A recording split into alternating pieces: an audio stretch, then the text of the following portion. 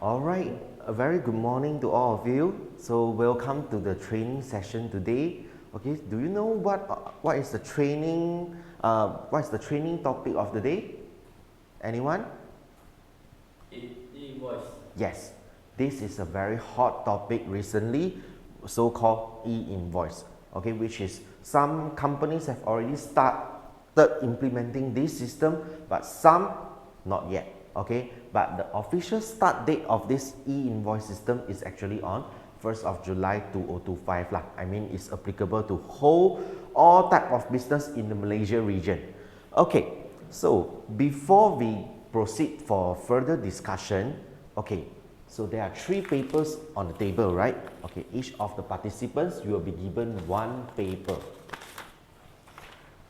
Okay, so what I need you to do is, this paper, right, I need you to fold it into 2 times. First and second.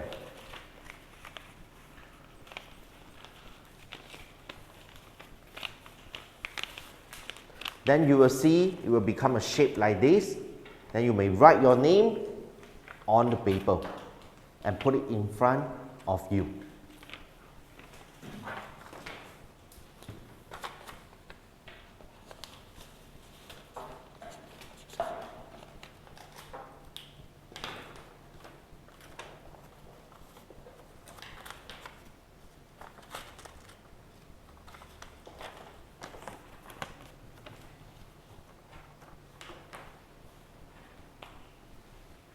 Okay, so thank you for your cooperations. All right, so before I start, allow me to do some basic introduction on myself. Okay, so I'm the trainer today. My name is Chua. Okay, so you can call me Chua. Okay, so a little bit introduction on me myself. Basically, I'm a chartered accountant from an accounting firm. My company name is L & Co Accountants. Okay, so we have 3 branches in Malaysia: KL, JB is the HQ, and Penang. Okay, and I myself, I'm from Penang. Okay, so I'm a chartered accountant, and this is my 6th year in this industry. Okay, so in the past 6 years, I'm doing service like I help my clients to set up their companies in the form of Sendirian Berhad. Okay, so accounting, auditing, taxation service, all this we can do. Basically, we so-called a one-stop solution for my clients. Okay, and of course, I'm also a member recognized by 2 professional bodies. One is MIA, Malaysia Institute of Accountants, and another one is ACCA. Okay, so and in 2022, I managed to get my TTT search, train the trainer. So I'm basically a certified trainer under HRDC. Okay, so because of this e-invoicing implementation, so starting from 2024, I have been giving a lot of trainings, no matter it's public class or in-house training, to all types of clients throughout Malaysia. Okay, so basically, the content that we are going to talk about today, okay, is basically information, the latest information in the market. And of course, this information will be changing from time to time, especially when there are updates from the governments. Okay, so meaning that the information that you get right now may not be useful maybe after several times. Okay, so I hereby need to remind all of you to keep yourself updated with the relevant market information from time to time. All right, so before I start my training today, so basically these are some house rules. Okay, so first, to keep your mobile phone silent all the time. Okay, second, okay, since there are only 3 of us, right? So before we, I mean, if you have any question, you may raise your hand to ask any questions anytime. You don't have to wait until a Q&A session. Okay, and of course, I'm the trainer today, right? But doesn't mean that I have to talk all the time. And the training that I hope we have a 2-way communication, and of course we need to respect each other. So if you have any questions, so just raise your hand before you can talk. Okay, so basically I have done a basic introduction on my own. So it's time for me to understand all of my participants. So I need yourself, I need your corporations to introduce yourself. Basically, you can introduce your name, your business industry, your company name, and what is your company business nature, basically what you do. Okay, so can I have you first? Okay, right. So I'm Yu here, and I'm running a video production company. So basically, we are doing content creation, and been in the industry for like 6 years. Yeah. Thank you for the detailed introductions. So next, can I have Fernie? Hi, good morning everyone. My name is Franny. My company represent is the commissioner for corporate located at Penang, and my service area is covered by Northern region. Northern And my region. position at company is MD. Thank you, Fernie. And last but not least, can we have Minnie, please? Good morning, everyone. I'm Mimi. I'm admin of Taiwan Production, which is photography and videography services. All right. So basically, both of you are from the same company. Okay. So thank you. Okay. So before we proceed to the content today, okay. So this is what we call the learning outcome. Okay, learning outcome. So at the end of the session today, okay, as a participants, you will be able to first define and understand e-invoice, the definition. Okay. Secondly, you will be able to understand what is the purpose, benefit, and of course, the concept of e-invoicing. Third, which is the most important part, you will be able to know what is the process flow from the first stage until the second stage, third stage, and the last stage. Okay, the process flow of e-invoicing, what type of invoices to be issued to your customers depending on the scenario. Okay, this is very important, and the mechanism of e-invoicing. Okay, so this is what you will be able to learn today. Okay, so the learning content today we can separate into 4 parts. First, discovering e-invoice. Okay, the basic concept of e-invoicing. Second, types of e-invoice. Okay, these are the subtopic such as sample, processing, submission, consolidated, self-bill. All this will be covered in the second topic today. And third, we have implementing e-invoice efficiently. This is the part where I will use the sandbox environment given by LHDN to showcase to all of you how to issue e-invoice correctly. Okay, and last but not least, the conclusion. Okay, so any questions before I proceed to the main topic today? No. All right, then I shall proceed to the first topic of the day. So, discovering e-invoice. Okay, a lot of my customers, they have misconception like this. Hey Chua, e-invoice, how come we need to attend training? Very simple only ma. Just a soft copy version of invoice instead of hard copy. So as you can see, a lot of people, they thought that e-invoice is just a soft copy version of hard copy. Okay, but actually the understanding is not true. Okay, so before we start, right, okay, I hope you guys can always put yourself in the position of service provider or seller. Okay, you throughout this training, always put yourself in the shoes of a service provider or seller. Then you will get the concept very easily. Okay, so in old times, before we start e-invoicing, okay, so basically, when our customers agree to use our service, normally they will do 2 things. Either they sign the quotation, or secondly, they send PO, purchase order, to us. Okay, then what we do, we create an invoice and send it to them to collect payment. Okay, so you can see throughout this process, right, it only involves 2 parties. Me, myself as a seller, and my customer as a buyer. Okay, so meaning that in old times before e-invoice, the invoice creation process only involves 2 parties, the seller and the buyer. Okay, but after this system is being implemented, right, actually a third party is going to join into this invoice creation process. So who is the third party? Can anyone tells me? Yes, LHDN. And when we talk about LHDN, right, a lot of people may have misunderstanding or they worry about, hey, am I going to pay extra tax? Is there a new tax system going to introduce, or are we going to pay any taxes earlier? Will it affect my accounting, auditing, and taxation process? Okay, basically, don't worry. Okay, LHDN, they just want to join into the invoice creation process to see how you issue sales invoice to your customers only. But the accounting, auditing, and taxation part will not have very huge impact on that.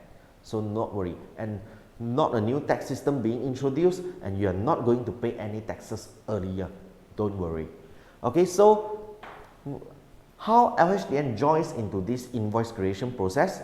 Basically, before you share the invoice to your customer, your invoice has to go through LHDN first. To get the invoice validated, then only you can share the invoice to your customer. So this is how a third party joins into the invoice creation process. So I would say the huge impact, right, is basically on the person whose responsibility is to create invoice to the customer. Okay, this will have a very huge impact on the daily operation process. Okay, so may I know what type of accounting software is your company using right now? 911? AutoCount. What about Fernie? AutoCount. Okay, so good news to all of you. Okay, AutoCount is actually one of the accounting software that's being integrated with LHDN system. So you don't have to worry you have to use another software to open e-invoice to a customer. You can do it directly on e-invoice, on AutoCount, sorry. So basically, the software IT department will help you to do all the integration. So just for your knowledge, e-invoice, they are only acceptable in two formats. One is XML, one is JSON.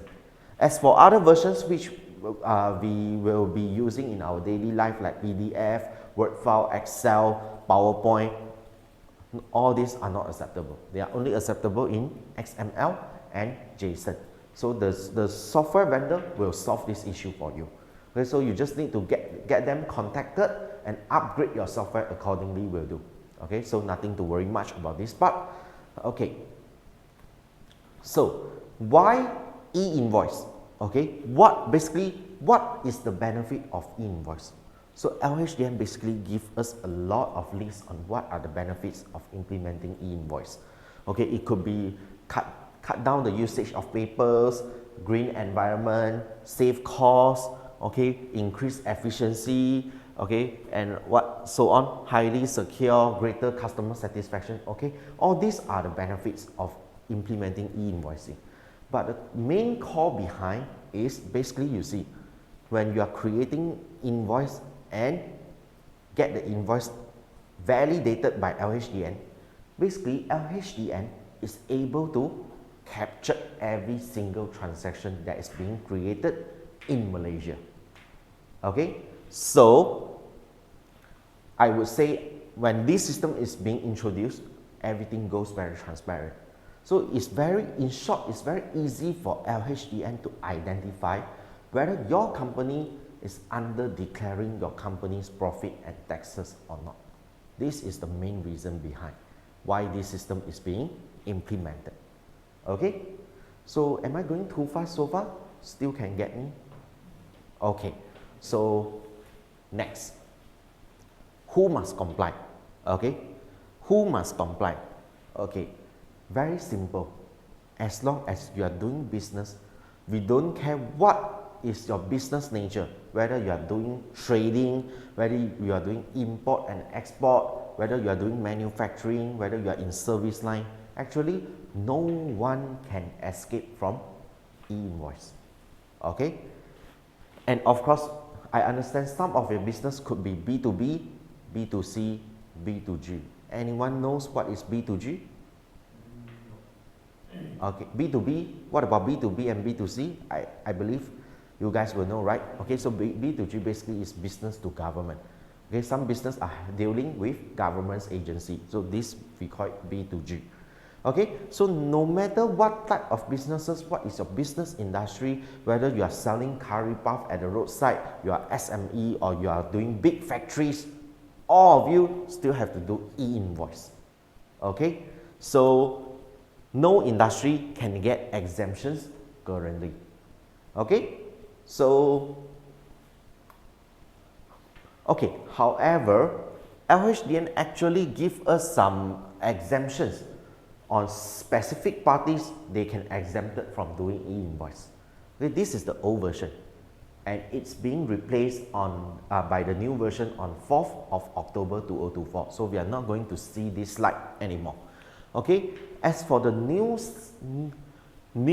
guideline, right, these are the parties who can be exempted from e-invoicing. Means you can totally ignore e-invoice. Okay, first, foreign diplomatic office, for example, Indonesia, Vietnam, Thailand, those diplomatic office, they do not have to comply with Malaysian regulations. So of course they can get exempted. Okay, secondly, international organizations like UNESCO, WHO, WWF, all these not-for-profit organizations, they can also be exempted from doing e-invoice. Third, individual who is not conducting business like me. Okay, I'm working in an accounting firm. I'm not doing any business. I'm just under employment. So people like me, I don't have to do e-invoice. E-invoice has nothing to do with me. 4, statutory body, statutory authority like MBPP, MBJB, MBKL, they don't have to do e-invoice in certain scenarios as well. Okay, and last but not least, this is a very important thing. Taxpayers with annual turnover or revenue of less than 150K per year. Okay, so if your business in a 12 months period, you're making less than 150K, government actually gives some special privilege to those who are under this category. Means that you don't have to comply with e-invoicing regulations until one day you manage to hit this threshold. Can I have a question? Yes, please.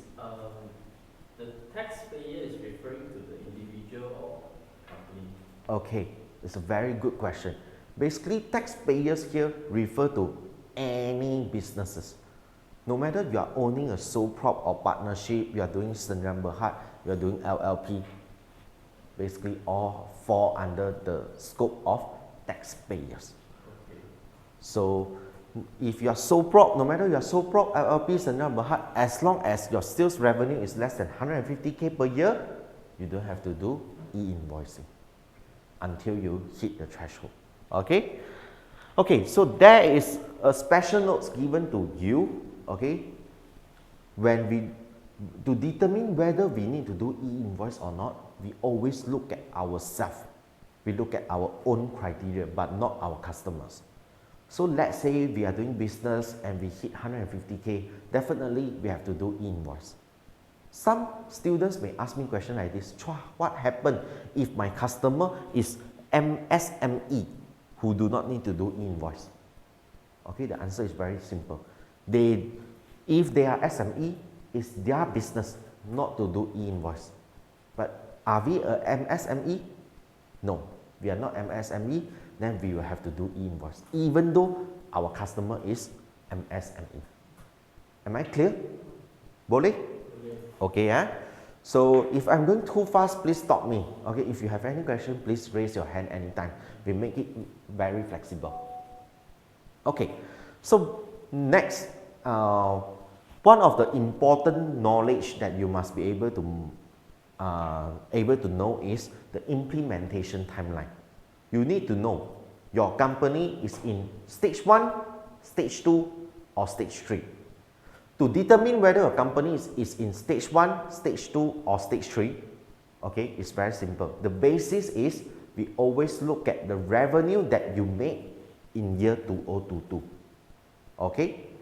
If your sales revenue hit 100 million and above in year 2022, you are in stage 1.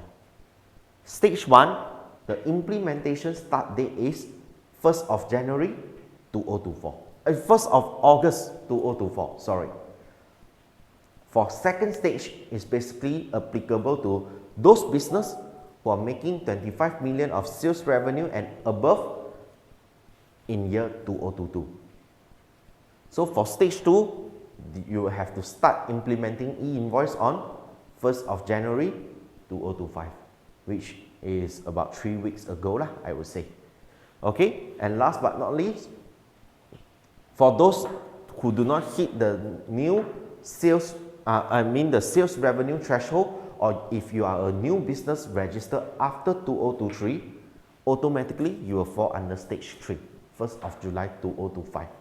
So this is the reason why in the very beginning, I have already told you all, e-invoicing, the official start date is actually on 1st of July 2025. But in fact, some of the big corporation, example, I think like Maxis, DG, Time, I think you have Coway, I think you have already started receiving e-invoice from those companies. Okay, if you can check your email. Okay, so basically this is the basis for you to determine whether you are in stage 1, 2, 3. So now, using the basis that I provided just now, can you tell me whether your company is in stage 1, 2 or 3? Stage 3. Stage 3. What about Fernie? Stage 3. Stage 3. Okay, so means you still have about 5 months time to go lah. Okay, so it's good for you to attend training now, and of course don't forget to upgrade your software so that you can equip yourself to get ready to issue e-invoice starting from 1st of July 2025. Okay, so to test your knowledge whether you understand the timeline or not, I will have 2 examples for you. Okay, this company is company ABC. Okay, they are making their sales revenue in the past 3 years are as follow. In 2021, they are making 30 million of sales. 2022, they are making 120 million of sales. And in 2023, they are making 80 million of sales. So just now I mentioned, right, to determine whether you are in stage 1, 2, 3, we look at which year's data? 2022, very good. So in 2022, you are making more than 100 million. So basically, this company will fall under stage 1. When is the implementation start date for stage 1? August 2024. Yes, exactly. Thank you so much. Okay, so second example will be, this question actually has a trap, okay, because they provide you 2 data. First data, they tells you this company actually starts the operation after 2022, okay, but at the same time they provide you the data which is sales revenue more than 100 million. Okay, so my question is, do you think this information is useful in this scenario? Sales revenue useful? No, it's actually not useful anymore. Because why? What the data that we need is actually for year 2022. But this data is actually for 2024. So this is the reason why it's not important. As long as the business is registered after 2023, so all these companies will automatically fall under stage 3. Stage 3, the implementation start date is 1st of stage 3, July 2025. Yes, exactly. Okay, am I going too fast? No, huh? Okay. Second, who must comply with e-invoice? Okay. Anyone is doing HR in your company? You are doing HR. Okay, so good news to you. Okay. E-invoice will not affect the HR payroll process. So basically, very simple, what you have done in the past, you can still continue doing the same thing. Okay, because e-invoice is about sales transaction. Since payroll has nothing to do with your sales transactions, so the payroll processing is still the same. Okay, boleh? Boleh. Okay, so basically we have completed the first topic of the day. Okay, so now we can have a short break. So I will give a 10 minutes break, so we will come back again at 12:40. Okay? Alright, thank you. Alright, So welcome back. Now let's move on to the second topic of the day, which I personally think is the most important part. Okay, so basically through this part you will be able to identify what are the types of invoices and what type of e-invoices to be issued to your respective customer. Okay, so without wasting our time, let's proceed to the second topic of the day. Okay, so basically for e-invoice, right, there are 5 compulsory information that must be obtained from your customers before you can issue e-invoice to them. So I will go through each item one by one. So this is the very important part. Okay, first,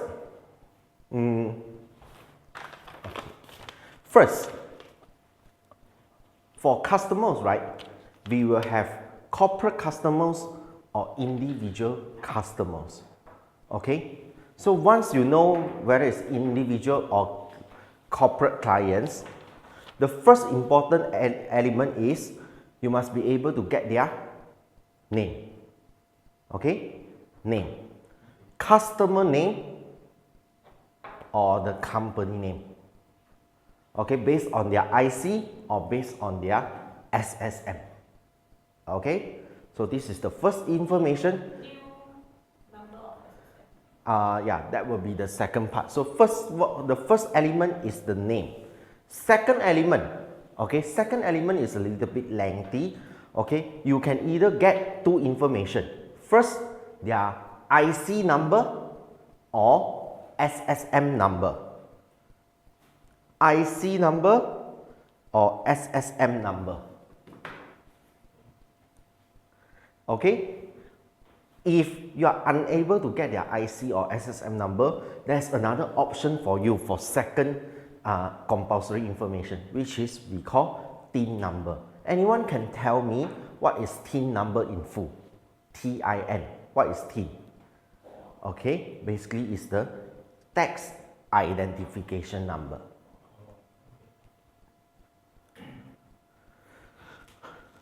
Okay, so for TIN, I would like to make some elaboration on this part. For TIN number, right, let's say your customer is a individual or a sole prop or partnership. Okay, in this kind of scenario, the TIN number always starts with IG number. Okay, IG. IG here doesn't mean Instagram, but individual number, IG number. Okay, it always comes with IG and 11 digits behind. Okay, this is for in case your customer is enterprise, partnership or individual customers. They share the same TIN number. But however, if your customer is a corporate, is a Sdn Bhd or LLP client, in these cases, their TIN number always starts with, for Sdn Bhd, starts with C. C with 11 digits behind. For LLP, the IG number starts with PT and 11 digits behind. Okay, but I can share a little bit tricks with all of you lah, to ease your job lah. Okay, so imagine today you either you get IC, SSM number or TIN number. Do you think which information is able to get easier? Certainly is the IC or SSM number, right? Okay, so for individual customers, my advice is to get their IC number. For SSM, we get their SSM number. Always remember to get the latest version of SSM number, which is the 12 numbers, 12 digits. Okay, it could be like 2021, 1234, 5678, something like that. Okay, in e-invoice, we will always use the new version of SSM number only. The old version will be no longer in use anymore. Okay, so once you're able to get their IC number or SSM number, so for TIN number, right, you can always ignore the TIN number. Okay, but that's one thing I need to highlight to all of you. When you fill out the information in my invoice system, okay, normally when people get their necessary information, so those that are unnecessary, they will automatically put NA, isn't it? But in e-invoice, right, TIN number can never be NA. Okay, so imagine if you put NA all the time, you will never be able to generate your e-invoice successfully. So what shall we do for TIN number part? There's always a format for you to refer. Okay, in the event you are unable to get TIN number, okay, there's a general code for you. I need you to jot down this general code. E capital letter, I capital letter, 901010, okay, 9010. Okay, because this is the part where a lot of people make mistakes and spend a lot of time just to issue one e-invoice because they are stuck at this part just because they put NA. They don't know what is the general code for you to put.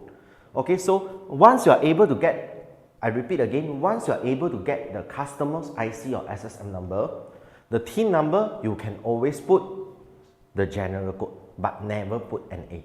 So what is the general code? EI 9010. EI, all capital letter. Yes, question. No matter individual or company. No matter individual or company, it will always be EI 9010. Okay, if your customer is a foreign customer outside Malaysia, then it will be 20. EI 9020. EI 9010 EI 9010. Okay, so this is, you can always refer to this part. EI 9010. This is the part where you have to fill in. Okay, so two compulsory information I have already covered. So the following three important information is address, contact, and email. So what is my advice? Since you guys only need to start this on 1st of July 2025, right? So I will suggest from right now onwards, for all your regular customers, please get these 5 compulsory information from them. So that when it comes to e-invoice implementation, you won't be so kelang kabut to issue invoice to your customers. Okay, so I repeat again, name, IC number or SSM number. Okay, SSM number, we always use the new version. Okay, new version. We have old version, but now in e-invoice, no more. Okay, so when you are able to get SSM or IC number, right? So for TIN number, you can ignore it. You don't have to request from your customer. But when it comes to e-invoice generation, you cannot put NA, but that's a general code for you. So the general code is EI 901010. Okay. Third information, address. Fourth information, contact number. Fifth information, email address. So these are the 5 compulsory information. Without these 5 information, you cannot proceed to generate e-invoice. So it's better for you to get this information from your regular customers before July, so you won't be so panicked when a lot of customers request e-invoice from you at the same time. Okay? So any questions so far? Am I going too fast? Another star, one star, right? For the absence of IC or passport, the column will input the 0. Yes. But Sure. to To be safe, I will suggest we standardize the procedures. So for SSM number or IC number, definitely it's easier to get compared to TIN number, right? So we choose to not to request TIN number. But in this case, then we will have to get IC or passport number. But actually, I personally did try from the system. IC, right? You put NA also can proceed. But TIN number really cannot. You have to put the general code. Boleh? Can get me? Alright. So these are the 5 major information that has to be obtained when you issue e-invoice. But what if both of, is it possible the system key in for 2 number also? Yes. If you have both information, definitely it's the best option for you. But because invoice creation for certain people is daily operation process. So I try to minimize the time spent to issue one invoice. So this is, maybe you can say, is something like a shortcut for you. You standardize the procedures, because some people may ask you, what is this number? Then you have to explain to them again and again. But when you request SSM number or IC number, they will definitely get you. Then they will know what to provide to you. So this is my method to ease your process so that you don't have to do so much of job. But of course, you can get all the information, even like SST number or something, some information like their import license number, export license number, you can still get from them. But this will eat you a lot of time to issue one invoice. Yeah, so I will just only cover the main compulsory information, I would say. Okay, so far? Right, so, okay, e-invoice, right?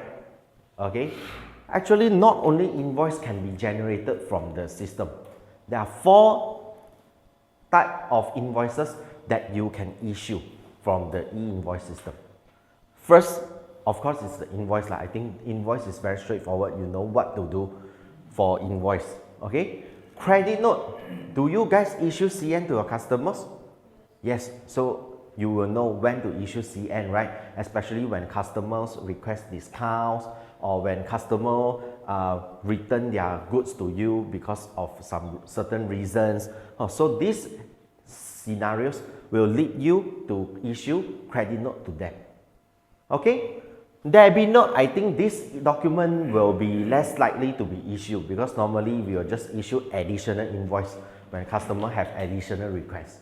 Okay, but the concept is actually opposite to credit note, just to increase the original amount of the previous invoice. Okay, but normally people will just open another invoice They won't issue debit note. Okay, refund note. Refund note. What is refund note? A lot of people may confuse between credit note and refund note. Okay, so credit note normally refers to credit sales. Means customer buy something from you, but they haven't cleared your payment yet. They still owing the amount to you. But if they want to make changes to the invoice, so this is the part where you issue credit note to them. Okay, but what happened to refund note? Let's say I go to 99 supermarket. Okay, I buy 1 carton of beer and I pay 150 cash to 99 Speedmart. But when I left the supermarket, then I realized that there's something wrong with the beer, and I decided I don't want the beer anymore. So in this kind of scenario, I go back to 99 Speedmart, I return the carton of beer to them, they refund the money to me. So to record such transaction, they issue refund note to me. So as you can see, credit note happens when the payment is not yet clear. The customer still owe you. So when you want to make changes, credit note. But refund note happens when the payment has already cleared completely, but customer changed their mind. Of course, this has to follow your company policy. If you don't have any refundable policy, then you will not have such issue. You don't have to worry about such document. Okay, so this is the part where people may confuse between credit note and refund note. Okay, it's just important. Just remember, this is credit sales. This is for cash sales. Okay, so you will be able to identify the difference between these 2 documents. Okay? Can? Okay. So, this is a sample of e-invoice. Okay, this is the earliest version provided by LHDN. Okay, but in fact, the actual version, right, will be slightly different because this is in horizontal form. The actual version that I'm going to showcase later is in vertical version. But it's okay, the details are still the same. So I will go through the invoice to you, what you can see, and what is the difference between an e-invoice with a normal invoice. Okay, so you pay attention on this part first, okay, this part. Basically, when you look at the letterhead, right, is the seller's letterhead. So in early of the session today, I always remind you all to always put yourself in the position of a seller. So this will be your company. Okay, so remember the 5 major information that I go through with you just now. What are they? Name. So do you see your company name here? Yes. Secondly, what is that? Address. Okay, you have address. Do you have contact? Yes. Do you have email? Yes. And another information, second information is actually the SSM number or TIN number. Let's see. So SSM number, this is the SSM number. We call it as business registration number. So as you can see from the slide, this number, right, is actually the latest version.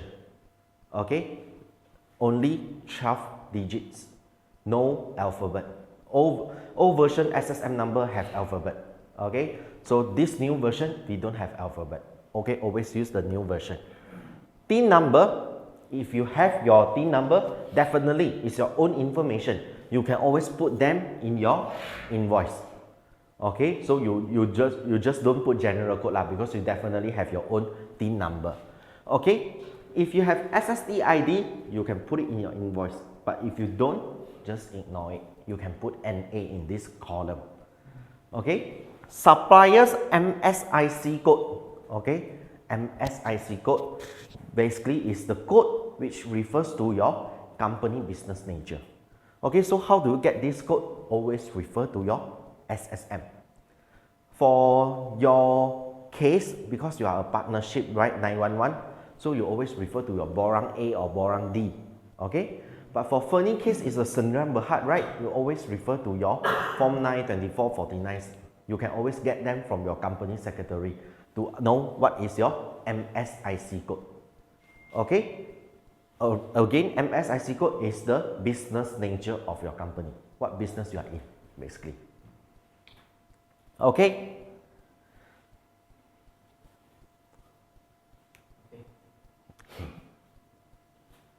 So, as for customers, right, the information are the same. Okay, first compulsory information, name. So when you look at individual name, you know that this customer is an individual customer. So normally individual customer, we get IC instead of SSM number. So this is his IC. Like I mentioned just now, when you are able to get IC number or SSM number, right, TIN number is no longer applicable. So TIN number, you cannot put NA even though you are unable to get them. But instead, we use the general code EI 9010.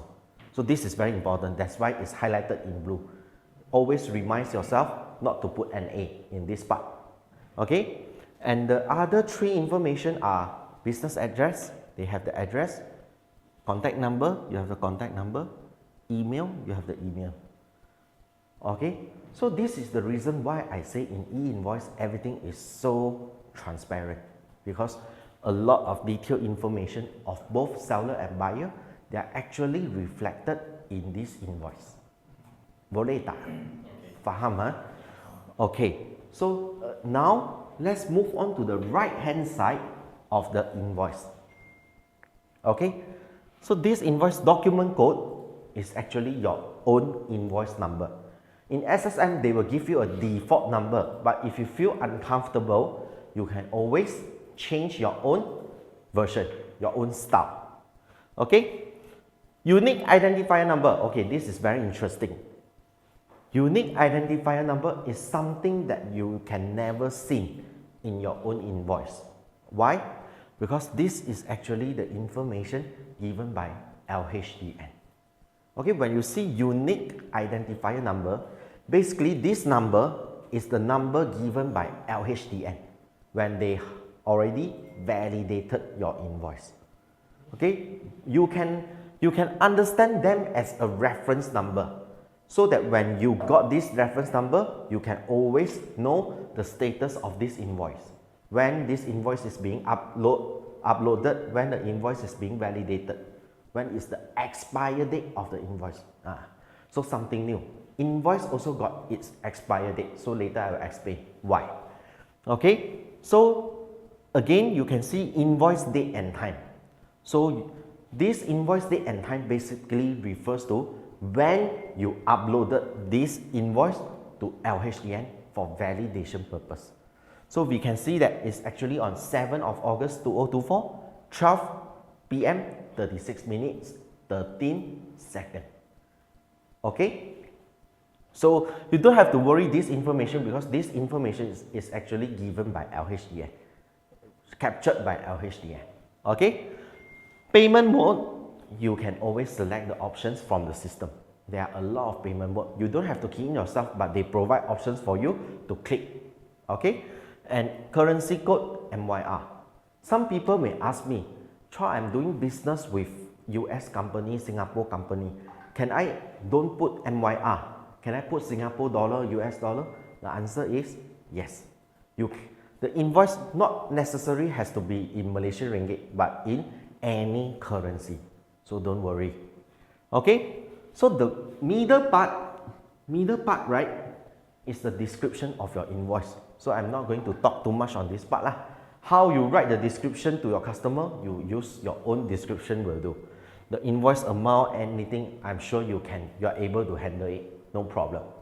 Okay, at the right bottom of this invoice, can you see this QR code?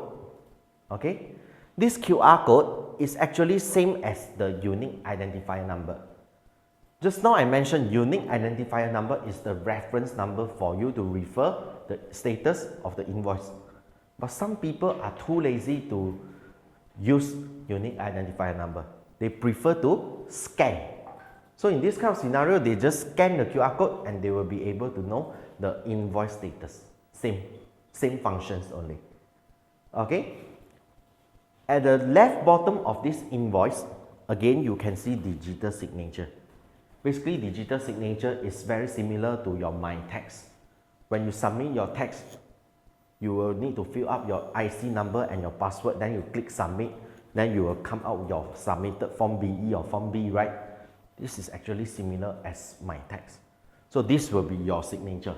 Example, Li Mingyi, Go Su Yu, Fernie Tan. They will appear your digital signature. Okay, so this is something important. Okay, the date and time of validation. Okay, just now you see, this is the date and time you upload your invoice. Okay, it's on 7th of August 2024, 12 p.m. 36 minutes 13 seconds. So a lot of people may ask, well, LHDN will take long time to validate my invoice or not? Let's say I upload my invoice at 9 a.m. Will I get my invoice by 3 p.m. or not? Okay, LHDN tells you that they only take less than 2 seconds to approve your invoice. 2 seconds. 2秒. Okay. So, the moment you upload the invoice, you don't have to worry when you will receive the approval. Instantly, you will receive the approval. Once you get the approval, you can share the invoice to the customer to arrange their payment. But whether the payment is received or not, do you think LHDN cares or not? No, they don't care. Even though it's bad debt, they don't care. They just want to know how the invoice is created.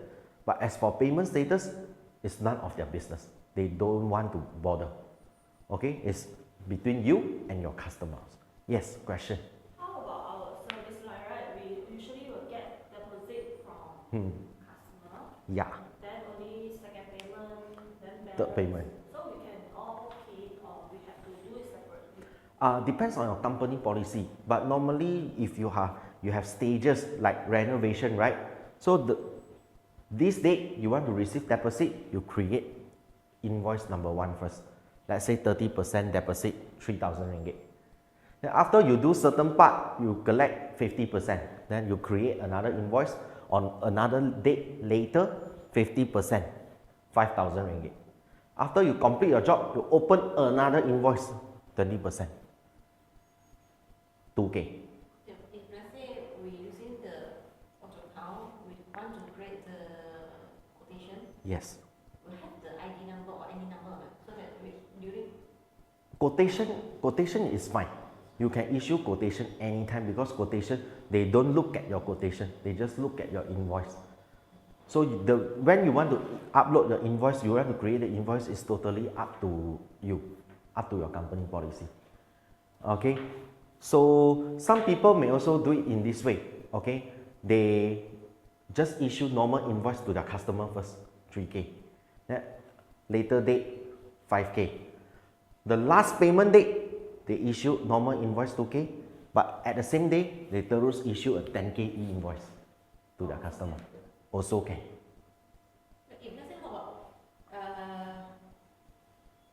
my client give me the PO with the PO number, then during the invoice I have to attach in or what? No need.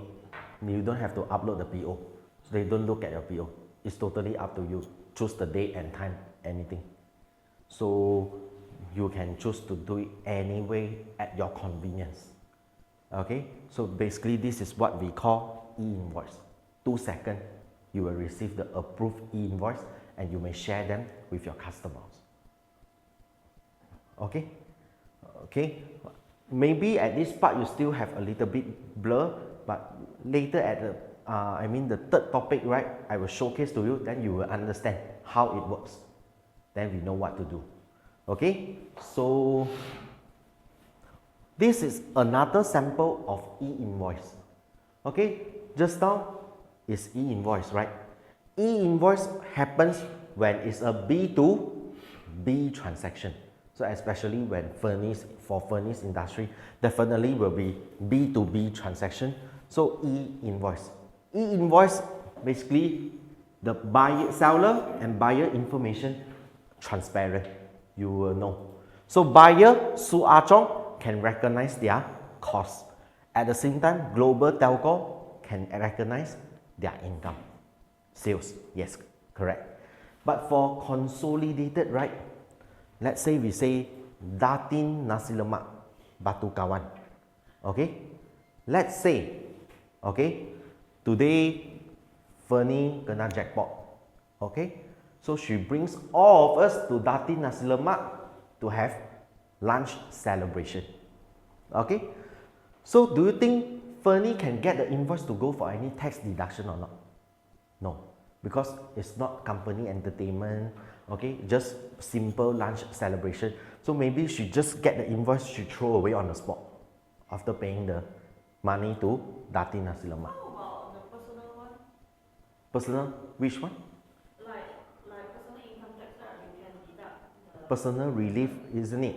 Okay, good question. If in future you want to get any personal relief deduction, right, you must also get e-invoice from the business itself. Let's say for sports equipment, we can get 500 deduction, right? So let's say I'm a squash player, I go and buy squash racket. So when I make payment, last time we only get the invoice, is good enough. But now I have to give my IC number, email address, contact number, blah blah blah, so that the sport house can issue e-invoice to me. Then only with the e-invoice I can get relief deduction. So you cannot juri anymore. Sorry, I mean the food and entertainment and the petrol one, our personal can deduct 30%, right? 33%. Yes. Okay. So always remember this rule. If you want to go for business tax deduction, personal tax, same, business and personal. As long as you want to go for tax deduction, e-invoice. E-invoice. Like yesterday, okay, 911 had annual dinner at Nago Square, right? If you want that expenses to be qualified as tax deductible expenses, you must request e-invoice from Tawanle. Only with e-invoice, then only 911 can get entertainment tax deduction. So in future, right, it's very simple for auditor, accountant and tax agent, because when they see e-invoice, they know this is tax deductible.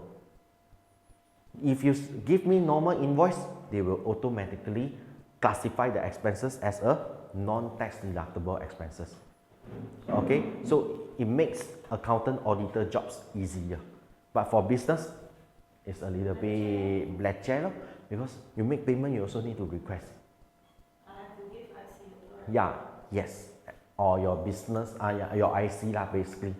So like Fernie, if you buy hamper, you want to go for tax deduction, you buy hamper for image branding consultant, you also need to get e-invoice from the hamper seller. Then only you can get tax deduction. Okay? Boleh? Boleh ya? So, this is a sample of consolidated e-invoice. Okay? Just now I mentioned e-invoice is for B2B transaction, isn't it? Consolidated e-invoice is for B2C customer.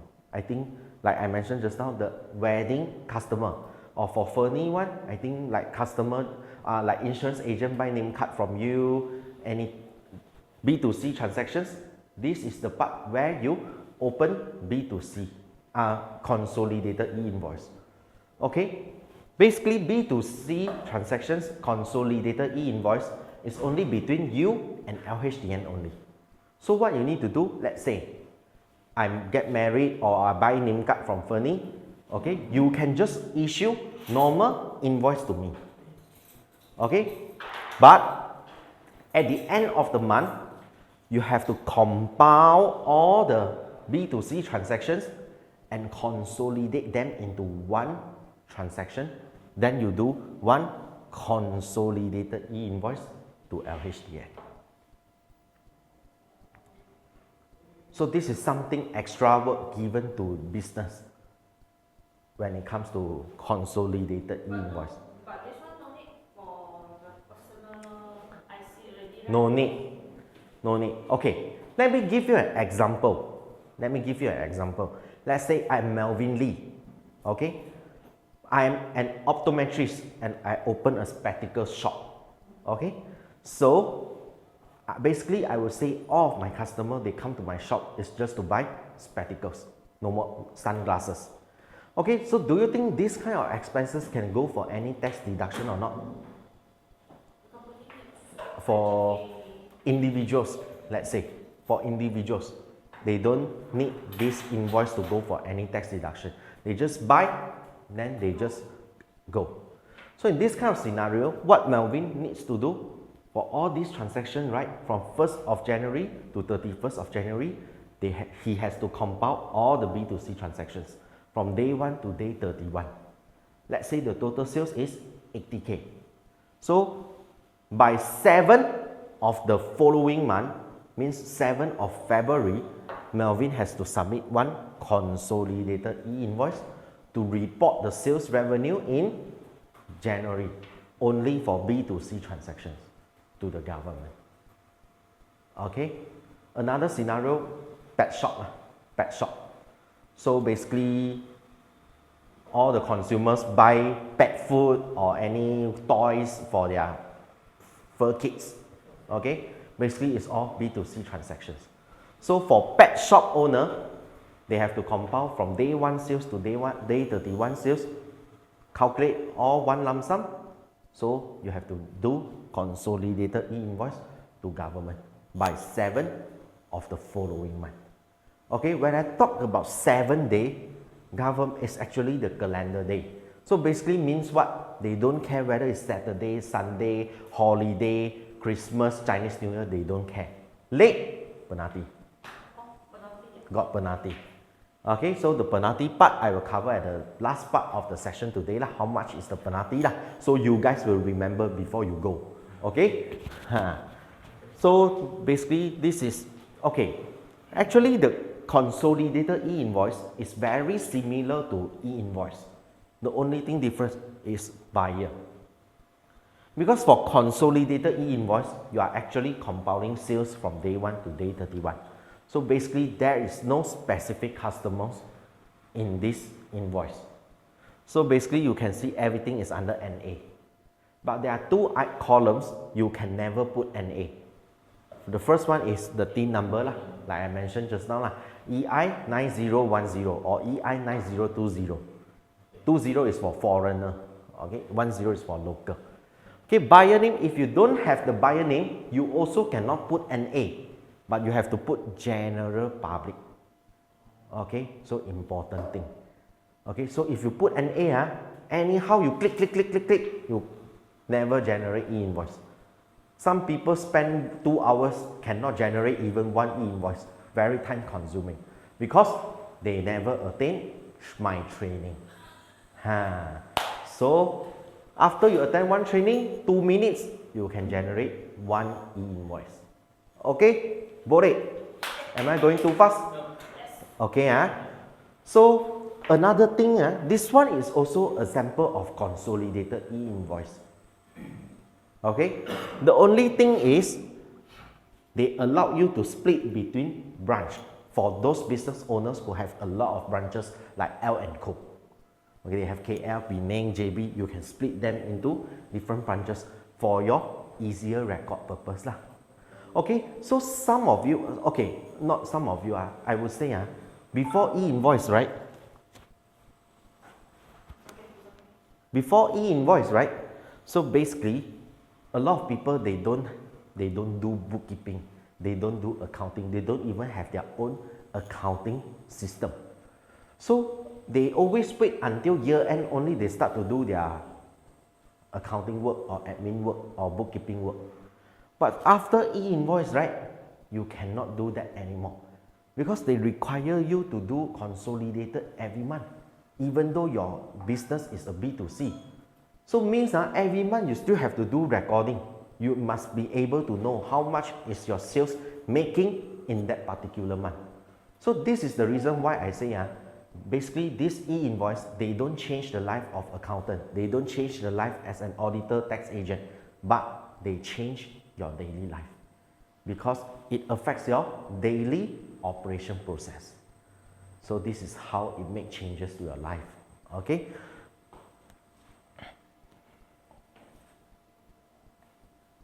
Okay, so e-invoice. Basically,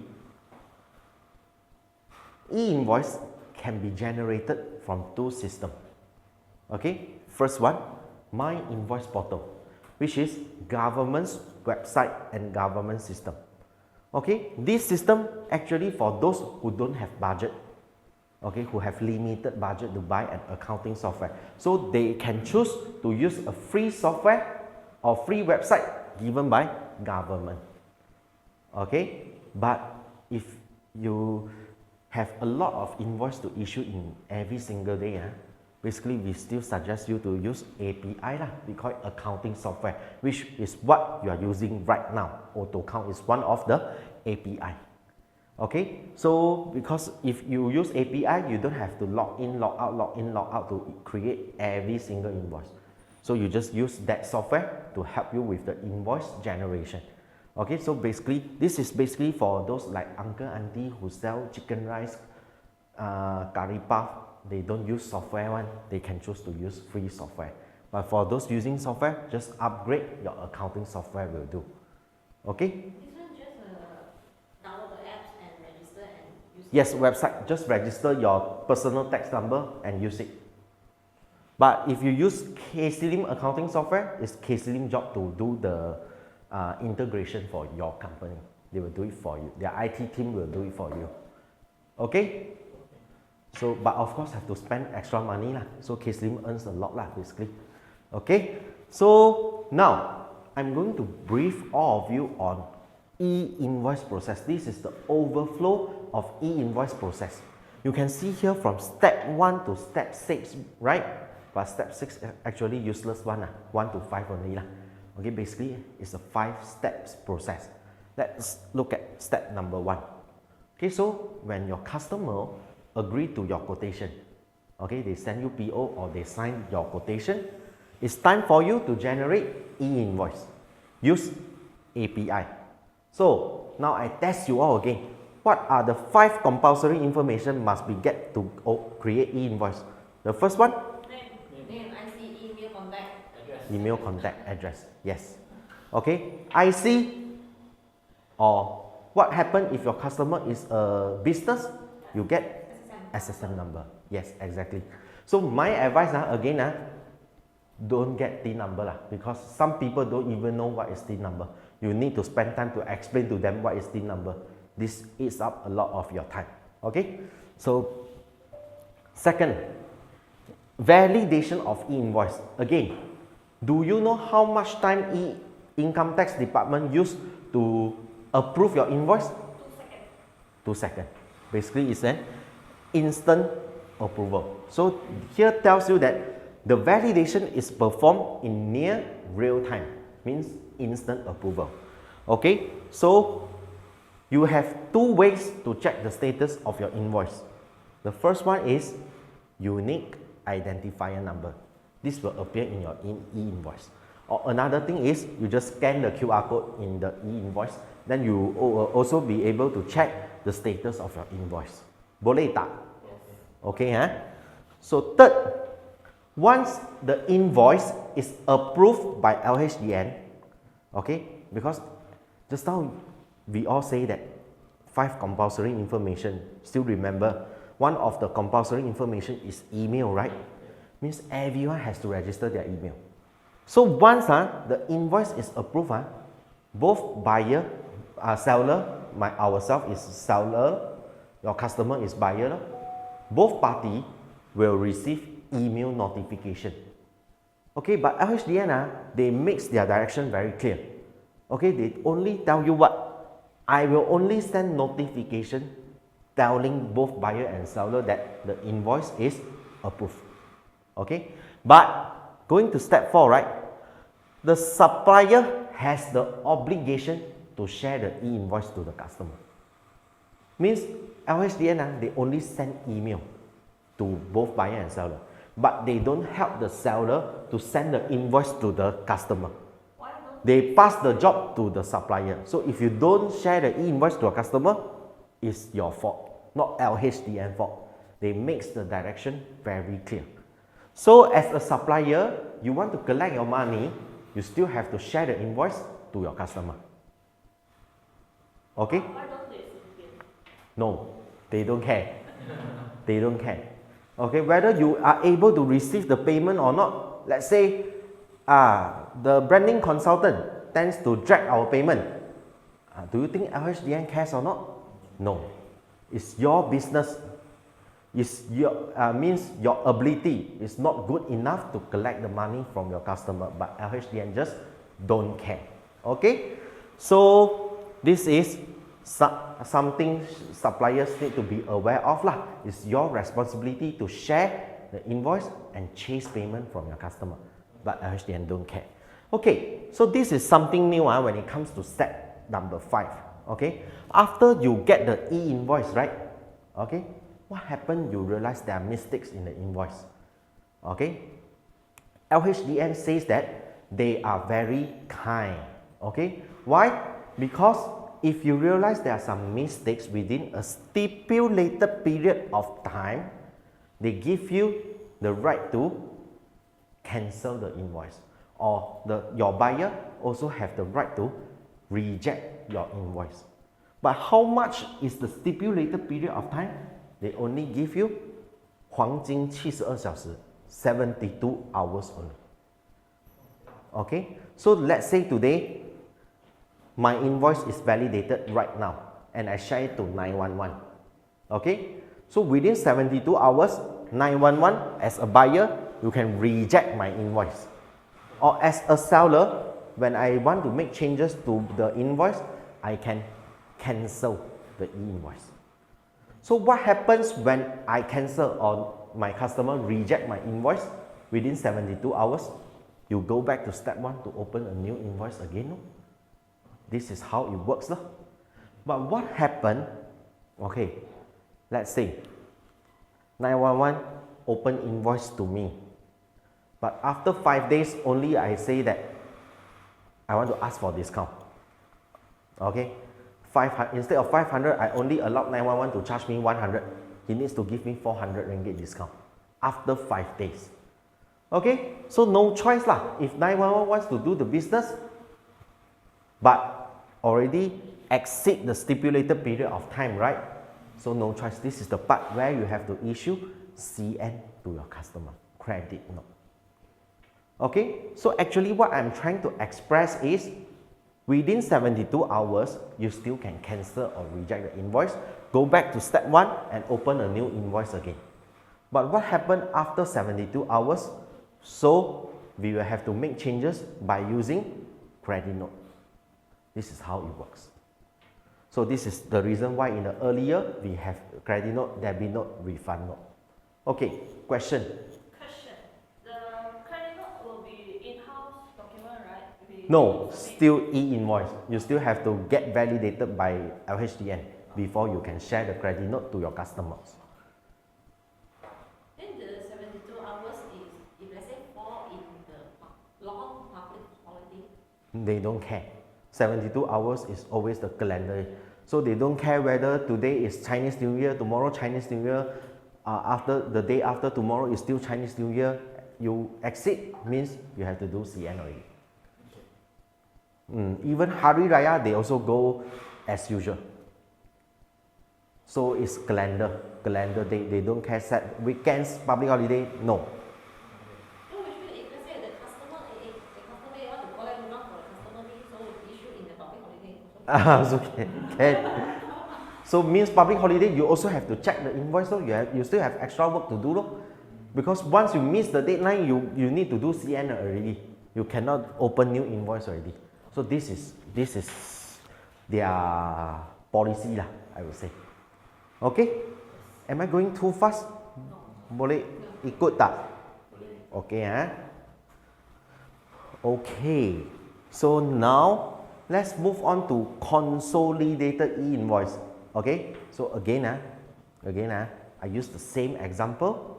Fernie kena lottery and bring us go Datin nasi lemak makan lunch celebration. Okay, so we follow this. Okay, before we use that scenario, we look at the statement first. Okay, when the buyer does not require e-invoice.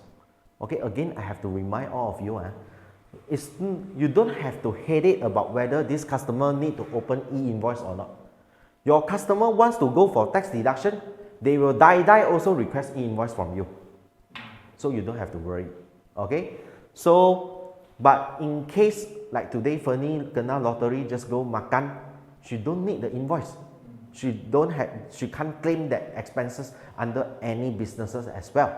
So in this kind of scenario, Datin nasi lemak, what she has to do with the business owner, she still issue normal invoice to Fernie. So Fernie gets the normal bill. She can do whatever she wants. She can just throw it away after she pays for the meal. Okay, so the supplier still issue normal invoice, normal bill to your customer. Okay, so remember, you as a supplier, you can still issue normal invoice to your customer. Okay, but your customer cannot get the invoice to go for tax deduction purpose. Okay, but something extra word needed from your side is you will have to aggregate, consolidate all the B2C transactions in that particular month. Okay, within 7 calendar days after the month end. Okay, calendar days means include public holiday, Saturday, Sunday. So you still have to submit one invoice. We name it as consolidated e-invoice to LHDN to report your B2C sales to the LHDN. Okay or not? Okay, so B2C transactions, this is where you have to take note lah. Okay, you have to. What if like the transaction got 10 in a month? What if the admin forget to report one? You can still within these 7 calendar days, you can still issue one more consolidated e-invoice. But the concept is by right consolidated e-invoice only need to submit once a month only lah, because you compile every month. But in case you miss out, lupa, you can still penalty lor. Up to you lah. Up to you lah. But this is still, but in fact this is still a grey area lah, I would say. Because it's B2C no e-invoice. So the information is not that transparent compared to an e-invoice. This is what I can say lah as a trainer. So it's still subject to the individual whether they fully declare it or not. Subject to your integrity. as a business owner. Okay? Yeah, so basically this is subject to your integrity lah, I would say. Okay, there are some transactions that can never issue consolidated e-invoice. Okay, first one, sales of motor vehicle. Okay, Lexus car center. Okay, in the earlier topic we learned that B2B only we need to issue e-invoice. B2C we issue normal invoice to them, but we need to do extra work, which is consolidated e-invoice. Okay, but imagine Nick Tai who works under Lexus car center. Okay, no matter Kislim go his place and buy 3 Mercedes for commercial purpose, or Cherry Jia go his place buy just 1 Myvi. Okay, all B2B and B2C transactions, Nick Tai has to issue e-invoice. E-invoice. Okay, so imagine even one auntie go Lexus car center, buy a car just for her to travel to pasar to buy grocery, also need to issue e-invoice. Let's say I get a lottery from Toto, then I direct walk into the Lexus car and buy the Wilfire, then he need to issue the invoice or not? Yes, still e-invoice. But I don't need to receive the invoice, right? Because I on. Yeah, his duty to share to you, but you want to, what you want to do with the invoice is up to you, because you can't do anything. Okay, so I just want to mention that, so for automotive industry, they don't allow you to issue e-invoice. Why? Okay, because they want to know, Chua Sang-xuan buy BMW 3 Series, pay enough tax or not? No pay enough tax, okay, belanja him kopi. So this is, you have to know why LHDN makes such arrangement, so you have to know lah. So as you can see from industry 1 to the last industry, basically is all high value goods or services. Okay, Jenny Cheng buy Lexus 300k, but tax only pay 100 ringgit, belanja her kopi. So this is the reason why automotive cannot do consolidated invoice, because they need to know who is the buyer who has the buying ability to buy such expensive car. Okay, same goes to sales of air ticket. Okay, Elizabeth, wow, every month also sit first class, go Dubai, go Czech Republic, go Roma, but tax only pay 200. But how come she has the purchasing power to go for first class airline? Okay, there must be something wrong. Okay, coffee session. Okay, so same thing goes to airline. Third, luxury goods and jewelry. Okay, so for those who have the purchasing power to buy Rolex, Prada, Gucci, okay, buy all those golds and jewelries. So imagine next time if you want to buy such things, you also have to provide your IC to Prada, Gucci, LV, okay? Because government wants to know who has the purchasing ability to buy all the luxury goods, okay? So this is their major purpose, I would say. Okay, same goes to construction, wholesaler and retailers of construction materials like Adam Gore, okay? So for Adam Gore, every single transaction, also he has to issue e-invoice. Okay, perhaps his customer can be like commercial, okay, or a married couple who wants to renovate their small house. Okay, all these kind of transactions, Adam still has to issue e-invoice.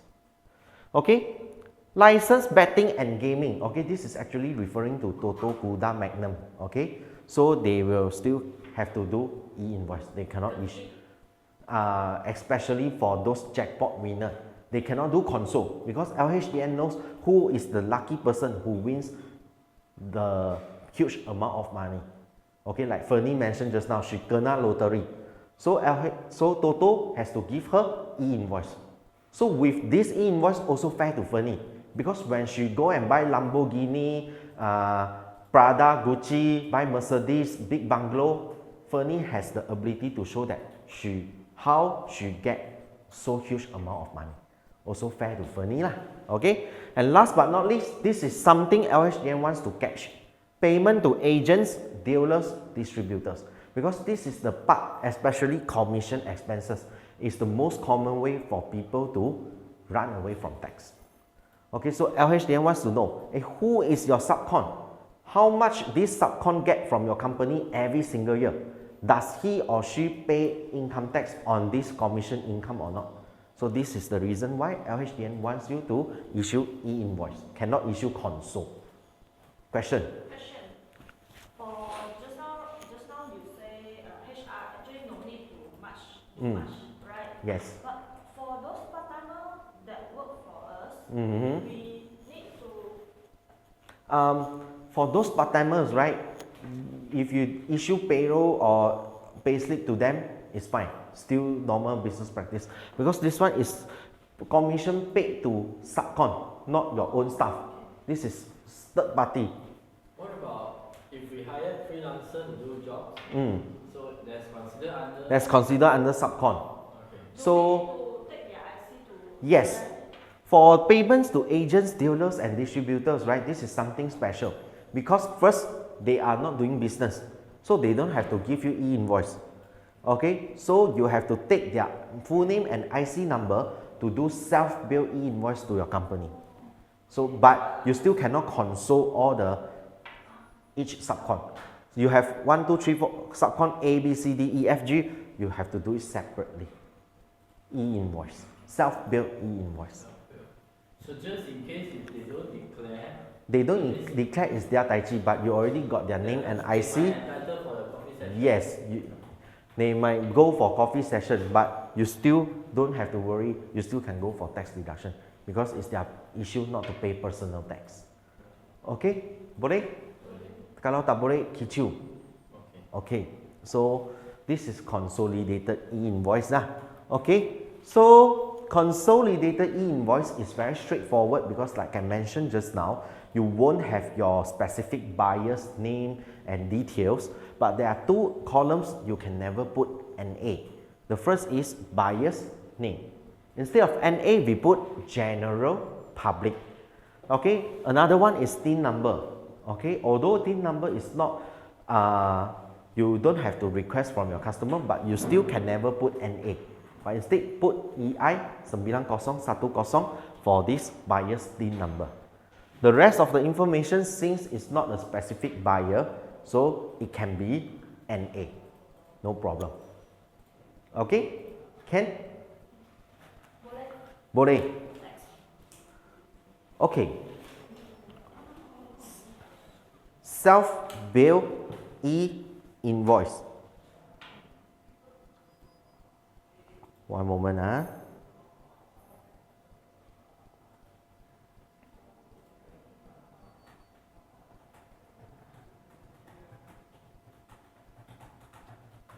We shall wait for you for a while. I think this one quite important.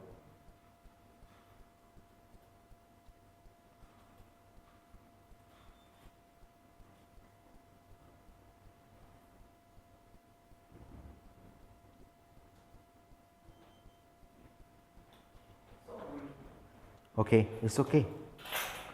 So, basically, in the earlier session of the day, right? So, we have already covered two types of e-invoice. First is B2B, we issue e-invoice.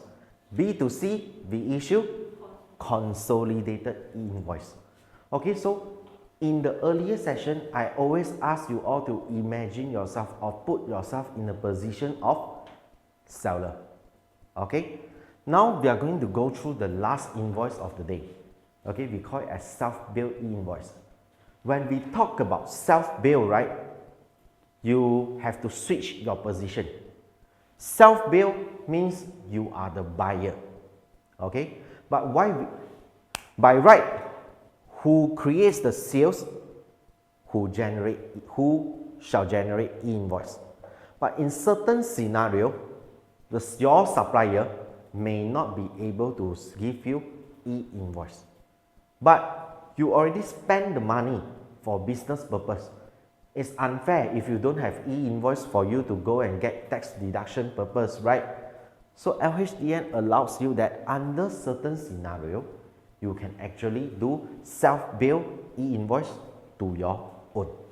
Okay, so when a sales transaction is included, normally the seller has the responsibility to issue e-invoice, seller's job. Okay, but there are some scenarios seller will not be able to give you e-invoice, so you cannot prove as expenses. So you have to do self-bill lah.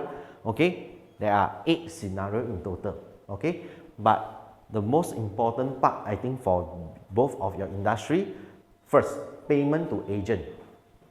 Okay, payment to agent, dealers and distributor. Like I mentioned just now, you have a lot of agent help you refer business to you and you give commission like Jordan. Okay, so this kind of situation, you have to, if your agent has own business, then no worries lah, they give you e-invoice lah. Okay, but if just an auntie give you business and ask you to give referral fee, so what to do? We get the auntie IC number, then we do self-bill e-invoice lah. Then we cannot, we cannot pay her lah, really cannot pay her lah.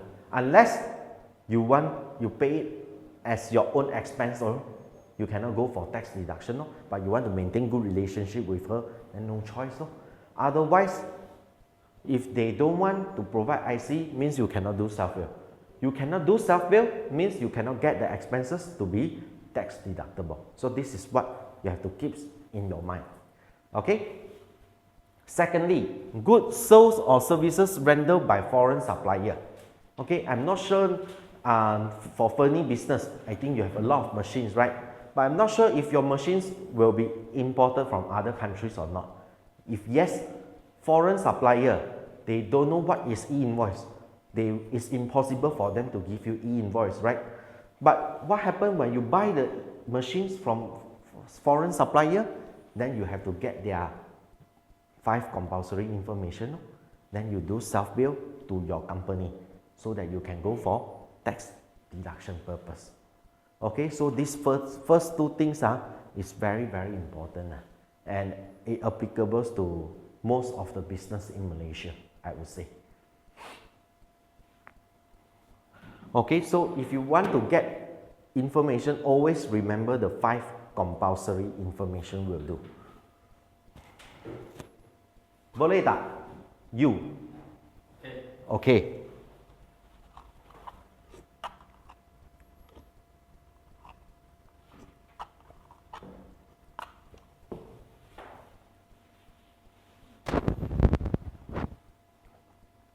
Okay, so I would say the first 2 scenario is the most commonly seen scenario for most of the business. Okay, for C, dividend distribution. Okay, company earns profit, wants to distribute dividend to shareholders. We have to do self-bill. Company has to do self-bill because shareholder, they don't do business. So same concept lah. I don't do business, I don't have to give you e-invoice. Okay. E-commerce transactions like Shopee, Lazada, Shopee, those platform provider will have to worry about e-invoice lah. So the user, the buyer, no need. Even the merchant also don't have to worry about e-invoice. Okay, let's say I sell things in Lazada, right? So Lazada will give me my sales report, so I don't have to worry. But Lazada, Shopee, those platform, they have to do all the e-invoices. So we as a merchant, we don't have to worry. What if I'm the customer, like I buy camera through Lazada? Then you have to write in to request e-invoice from Lazada. They will do it separately for you. Yes, but for B2C, if you don't request, they will just treat you as B2C transaction and they just do console only. Yeah, so you have, if you buy something from Lazada, please write in and request e-invoice. And of course I think starting from now, I think a lot of your suppliers may request 5 compulsory information from you already. some of my clients may be sensitive. They are reluctant to provide this information, but no choice. This is for e-invoice compliance purpose. Okay. So yeah, Sorry, question. Questions. Okay. For example, if we purchase a used camera from end user, right? So that will be under self-bill, is it? This is a very good question. Let's give him a great applause. Do you see F here? Acquisition of goods or services from individual taxpayer. Self-bill? Self-bill. Self-bill. So if you buy some equipment, no matter second-hand or new one, from another individual, if he don't conduct any business, then no choice, you have to get his name and IC number, do self-bill. Not really, not really. They just want to know. Because this is not his income. His income is not coming from selling of those goods. And it's not repeated transaction. So I think it's fine. Okay. It's just because we need to deduct the expenses from Yes, the company. yes. Okay. So faham? Faham. Tak faham boleh kicau. Okay. Okay. Okay, G, interest payment. In future, let's say you put money in your FD, right? Then certain period of time, bank will give you interest on the FD. So when they give you interest, they will have to do self-bill also. The bank will do self-bill until they kisiao lo. Because so many end user ma. Okay? And of course, last but not least, claims from insurance business of an insurance. The insurance company will have to do self-bill lo. Because you are not doing business ma. But what happened when I'm sick and I am hospitalized, then they get my IC number, full name, they do self-bill themselves lah. So basically this is the thing lah, self-bill, e-invoice. Okay, so basically after this part, now I ask you e-invoice, I ask you consolidated e-invoice, I ask you self-bill e-invoice, I think you will be able to identify when to issue which invoice. Okay, so in short, B2B, e-invoice, B2C, consolidated e-invoice. Okay, but for certain scenario, example agent or buy goods overseas, so then this kind of scenario we will have to do self-bill e-invoice. Okay, so are the taxpayers required to share the consolidated e-invoice to the buyers and suppliers? Okay, we use logic thinking lah. Okay, consolidated e-invoice, do you think they have specific buyer information or not? So do you think if you share this invoice to them, they can do anything or not? It's useful to them or not? No need. No, not useful. So you are also not required to share this consolidated e-invoice with the buyers or suppliers. Okay? Can? Okay. Okay, so overview of invoicing process. Okay, so you are a supplier. Okay, you provide goods and services to your customer. So there will be two scenarios. First scenario, your buyer require e-invoice. When they require e-invoice, means it's a B2B. B2B, then you have to get 5 compulsory information. What happens when you get the 5 compulsory information? Then you generate e-invoice lah, and you share the invoice to them to collect payment lah. Okay, so do you think the buyer can get the invoice for tax deduction purpose or not? E-invoice? Yes, because everything is transparent. Okay, but what happens when the buyer don't need e-invoice? So supplier just issue normal invoice only. Okay, I use normal invoice, I issue to my customer. So, but after that, there's an additional job needed from the supplier. What supplier has to do? They have to compile all the B2C transactions in 1 month. Then they do submission, consolidated e-invoice. When is the deadline for you to do consolidated e-invoice submission? How many days? 7 days. Okay, so 7 days. So supplier, but your buyer, will the buyer receive e-invoice or not? B2C transaction? No, they just receive normal invoice from you. But do you think normal invoice can go for tax deduction or not? No, so cannot go for tax deduction purpose. Okay, so this picture is a very good illustration because scenario 1 is B2B, scenario 2 B2C, B2B e-invoice, B2C console e-invoice. So very straightforward and very clear lah. Okay, so I think this one is the same. Okay, so e-invoice issuance timing. Okay, for e-invoice, right, like I mentioned just now, no timeline for you to generate e-invoice. You can generate anytime you want, anytime you want. Okay, so even though you need to know e-invoice is actually for compliance I would say. So let's say, like I mentioned, like you asked me the question just now, if you have 3 stages payment, then if you want to open 3 e-invoice, also can, different date also can. If you just issue normal invoice to a customer, then one shot sekaligus issue 1 e-invoice to your customer, also can. Depending, if your customer okay, then okay already. Okay, remember e-invoice cannot backdate. You cannot create future e-invoice. You can only create invoice on current date.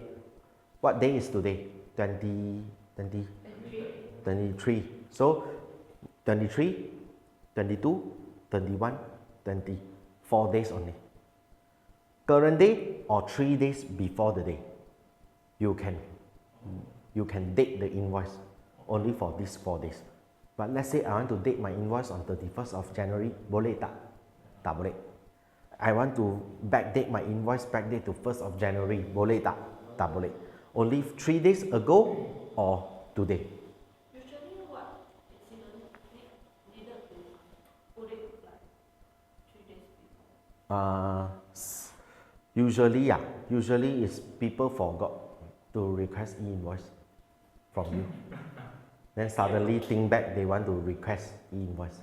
But no effect one, right? No effect lah, but what happened is December near January, then got effect already. For the Year end, especially when it comes to year end, then you will have effect lah, because if different date will classify your sales in different year of assessment already. So this might happen lah. Okay, so for consolidated e-invoice, you have to issue the consolidated e-invoice within 7 days, calendar days. They don't care whether it's Sunday, Saturday, public holiday. You still have to follow 7 days. Okay, for self-bill, okay, self-bill,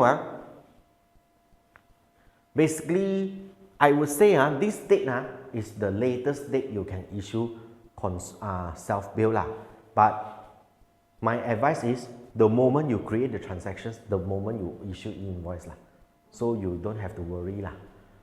But this one is in case you don't want to issue on that date, how latest you can issue the self-bill e-invoice. But my advice is, when you do payment, then the same day you do self-bill. Because I think your industry, right, is only for commission. And also rental. Rental, if your landlord do business, your landlord give you e-invoice. If your landlord is not doing business, then you do self-bill. You get his IC number. I think tenancy agreement has all this information. Do self-bill only. Okay? So I'm not going to go too much lah, based on your company industry. Okay, so the last topic of today, okay, for second topic, sorry, my advice is, what happen if you go for if you have staff claim? Do you have scenario like this? Your staff spends money on behalf of your company and claim from you, right? Okay, why you didn't ask me this question? Very less. Oh, okay, very less. Okay. Okay, in certain scenario, let's say my company, okay, my accounting firm, okay, sometimes my managers will go and spend some money on groceries for pantry. Okay, so when they go to when they go to supermarket, so how are the guideline is very simple. As long as you want to go for tax deduction, my staff has to get e-invoice from the supermarket, let's say Sunshine Square. Okay, but you may have question for me. Hey, staff claim, if that's the case, the e-invoice should be issued to my company or to the manager name, to the boss name, or to the staff name. Okay, actually the guideline says anything. As long as it's e-invoice, whose name also acceptable. Okay, means your 911. Okay, let's say Brian buys something and wants to claim from a company. As long as it's e-invoice, no matter the invoice is issued under 911 or under Brian, is also acceptable. Just need to make sure that the bill is e-invoice. Then okay. So that means it's the same apply to if they have like petrol allowance and all that, they will still need to get e-invoice from Petrol station. claim, they need to get e-invoice from petrol station. Under their name also never mind. Okay? But how LHDN is going to check further on that? They will check whether you have employment contract with your staff or not. Because you need to prove Ken or Brian is your employees, right? So you need to prove you have employment contract signed with them, no? If don't, then LHDN might reject these expenses to be recognized as tax deductible expenses.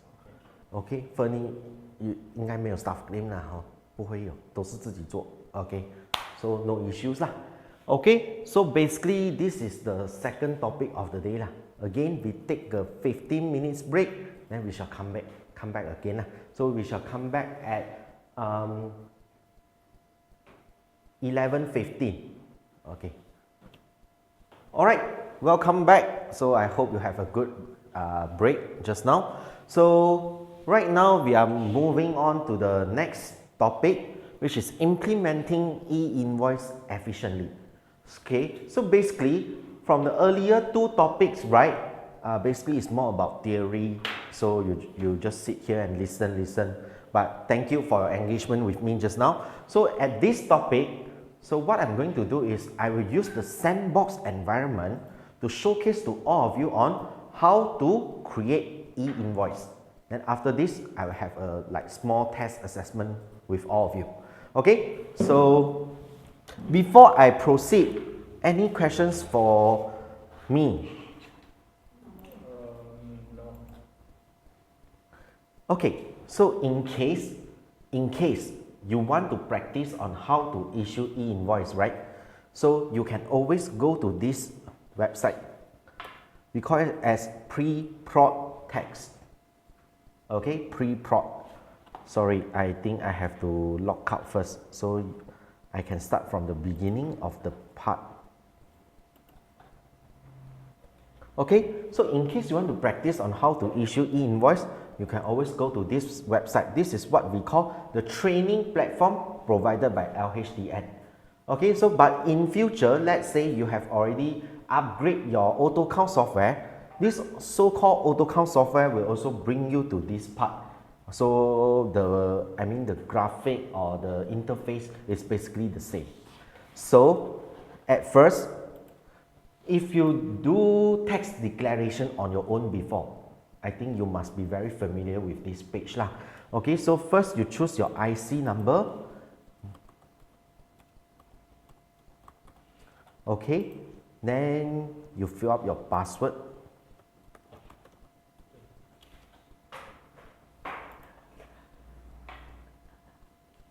Okay, so same thing. This is very similar to your personal tax portal, right? Okay, so you can see from the top part, there's a My Invoice button, right? So you see pre-prod. Okay, pre-prod basically is just training platform. So all the invoices created will not be recognized. Okay, so you click pre-prod. So this is the part where you can see when you want to issue e-invoice. Okay, they will bring you to this page. Okay, so if you want to understand more, basically you can look at user guide. you will see a lot of guidelines is in this page, so you can learn from there step by step. Okay, but I'm not going to run through all this one by one. It's very time consuming. Okay, so can you look at my mouse? Okay, you see this part, right? There's a taxpayer and user profile. Okay, taxpayer is basically the company name. Okay, example, Vertical Solution, okay, or 911 Production. This is so-called the taxpayer profile. User profile could be your individual's name or any of your staff who responsibility is to issue e-invoice to your respective customer. Okay, so you need to be able to know the difference between taxpayer and user. Taxpayer means the invoice letterhead is appear your name or your company name. Definitely it's company name, right? So it's the company name, taxpayer. User profile is the individual who can access to this part to issue e-invoice. Of course, the partners, the owner or the staff also can. Okay, so this is the dashboard. Okay, basically the dashboard gives you information like the summary, how many invoices you created in that month, how many consolidated you created in that month. Okay, new document is the place where you issue new invoice. So this I will elaborate more later. Document is the part after you created the e-invoice. Like I mentioned just now, the invoice will be validated in only 2 seconds. So after 2 seconds, you can check the status of the invoice at this part. Okay, submission also the same thing. Okay, basically it's the same. Okay, then visual template. This is the place where you can customize your invoice. You can put your company logo or any special information, you can put it in your invoice. Okay, notification, you can actually set how frequent you will receive notification from LHDN. Okay, so if you more kiasi, you can choose more frequent, like every 2 hours, every 1 hour you receive. Otherwise, you can choose to receive email every day, every 24 hours basically. Okay, so terms and condition is the part where when you first log into this page, you have to click the terms and conditions lah. Okay, and nothing much about privacy policy and about, so I'm not going to talk too much on this part. Okay, so now I'm going to showcase to all of you how to create e-invoice. So when you comes to this part, right, you click new document. Okay, so as you can see, there are 4 types of documents that can be issued. So just now you asked me, hey, credit note also has to go through LHDN? Yes. So you can see the option over there. Okay, so basically there are 4 invoices and 4 self-billed invoices. Okay, so when you want to issue, no matter is e-invoice or no matter is consolidated e-invoice, we choose this. B2B, B2C, all we choose invoice. Consolidated. Also same, also invoice. Okay, version, we always choose the latest version lah. Then I think okay already lah. Then you click start. Okay, so you can see at the top of this page, there are 5 pages for you to fill up the information. So this is the reason why people spend 1 hour just to issue 1 invoice. Okay, so we are trying to go through this learning pace to cut down the time spent to issue 1 invoice. Okay, so e-invoice, this invoice code and number is actually a default number given by LHDN. So we can choose to override and we can have our own version of invoice number. Okay, you can click. Okay, and as for date and time issue, if you want to do it now, then you just leave it like this lah, auto lah. Otherwise, I can show it to you. When you click override, right, then you click the calendar icon, then you can see only 4 days available for you to issue e-invoice. Current day and 3 days before, 21, 22, and 20, 21, and 22. Okay, you want to go back to 3rd of January, tak boleh. You want to create future invoice like 30th, also tak boleh. Okay, so this is the part where you have to take note lah. Okay, then after this, we click continue. Okay, every time when we click continue, right, make sure this information, the page shows you a green tick. Then only we focus on the second page. Okay, otherwise you will be stuck and stuck and stuck.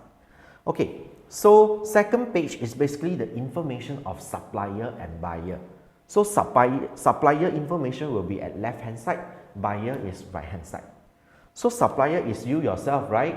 So basically your information, you can see the name, TIN number and business registration number or IC number is auto-generated. Because this information actually comes from your My Tax, your individual tax portal. Okay, but if you, so this information can never be changed. Okay, at the bottom part, right, you can see your email, address and telephone number. Okay, so this information also cannot be changed. But some students may ask me question like this: what happens if I change my phone number or when I move to a new business address? Okay, so just now this page, right? Okay, we have taxpayer profile, right? You can make changes at this part. If let's say you have changed new business address, change phone number, change email address, all changes, you can do editing at this part. You can change. But the invoice itself, you can never change until you change this part. Then only you create invoice. Can understand me or not? Okay. So, sorry. Okay. So, MSIC code. Okay, MSIC code business is the code that represents your business. So, refer to Borang Lee, Fernie refer to your company secretary or Form 92449. Okay, so when you fill in your MSIC code, can you see this business activity description? You don't have to care about the description because when you fill in the code, it will automatically come out. Okay, so you just have to remember your code will do. I don't think trainers will come to this point to teach you so details on the e-invoice generation. Okay, but so this is something special for my side lah. Okay, so again, invoice creation is a daily activity. So I don't think you should spend too much of time just to generate one issue. So all this information without a red star, right? I will choose to ignore because it's not compulsory. Okay, so my advice, you focus on your information first, then only we move to the buyer side. Okay, so once we fill out all the information, we do a checking first. No problem, then only we move to buyer information. Okay, for buyer information, just now I asked you to get 5 compulsory information, right? So you can see name, IC or TIN number, telephone number, email, address. SSD got star. Never mind, can put NA. Can put NA. Okay, so you can also, some people they are lazy to type all the information one by one. So what happens if they lazy? You can actually request your buyer to provide QR code for you. So means when you scan, all the information come out automatically. But otherwise, but if you are not familiar with the IT part, then you just get the information and key in one by one. Okay, so you can ask your customer to give you QR code, then you just upload or you scan, then this information will come out automatically. Okay, so ID part, right? Okay, let's say I choose business registration number. Okay, so the registration number will be 2021 0100 1234. One moment. Okay. Then tax identification number. Just now I keep mentioning not to put NA. So what you can see, before you fill out this part, right, you must press the validate button first, then only you are allowed to fill in the information below. So what happened when I put the NA here? Then when I click validate, you see TIN number is invalid. Okay, so now you guys are going to tell me what am I going to fill up at this column? EI 10. Then you click validate, then only it appears to be white color. Then only you can proceed with the following information. Okay, so the company name, let's say Datin Nasi Lemak. Okay, SSD number, I can put NA. Email, but here seems like this email is not a compulsory information, but it's okay. If you have, you just fill it. If you don't need, just ignore. Telephone number 018. Okay, I leave it like this first. Okay, I have something to show you. So I have something to show you. So this is the address.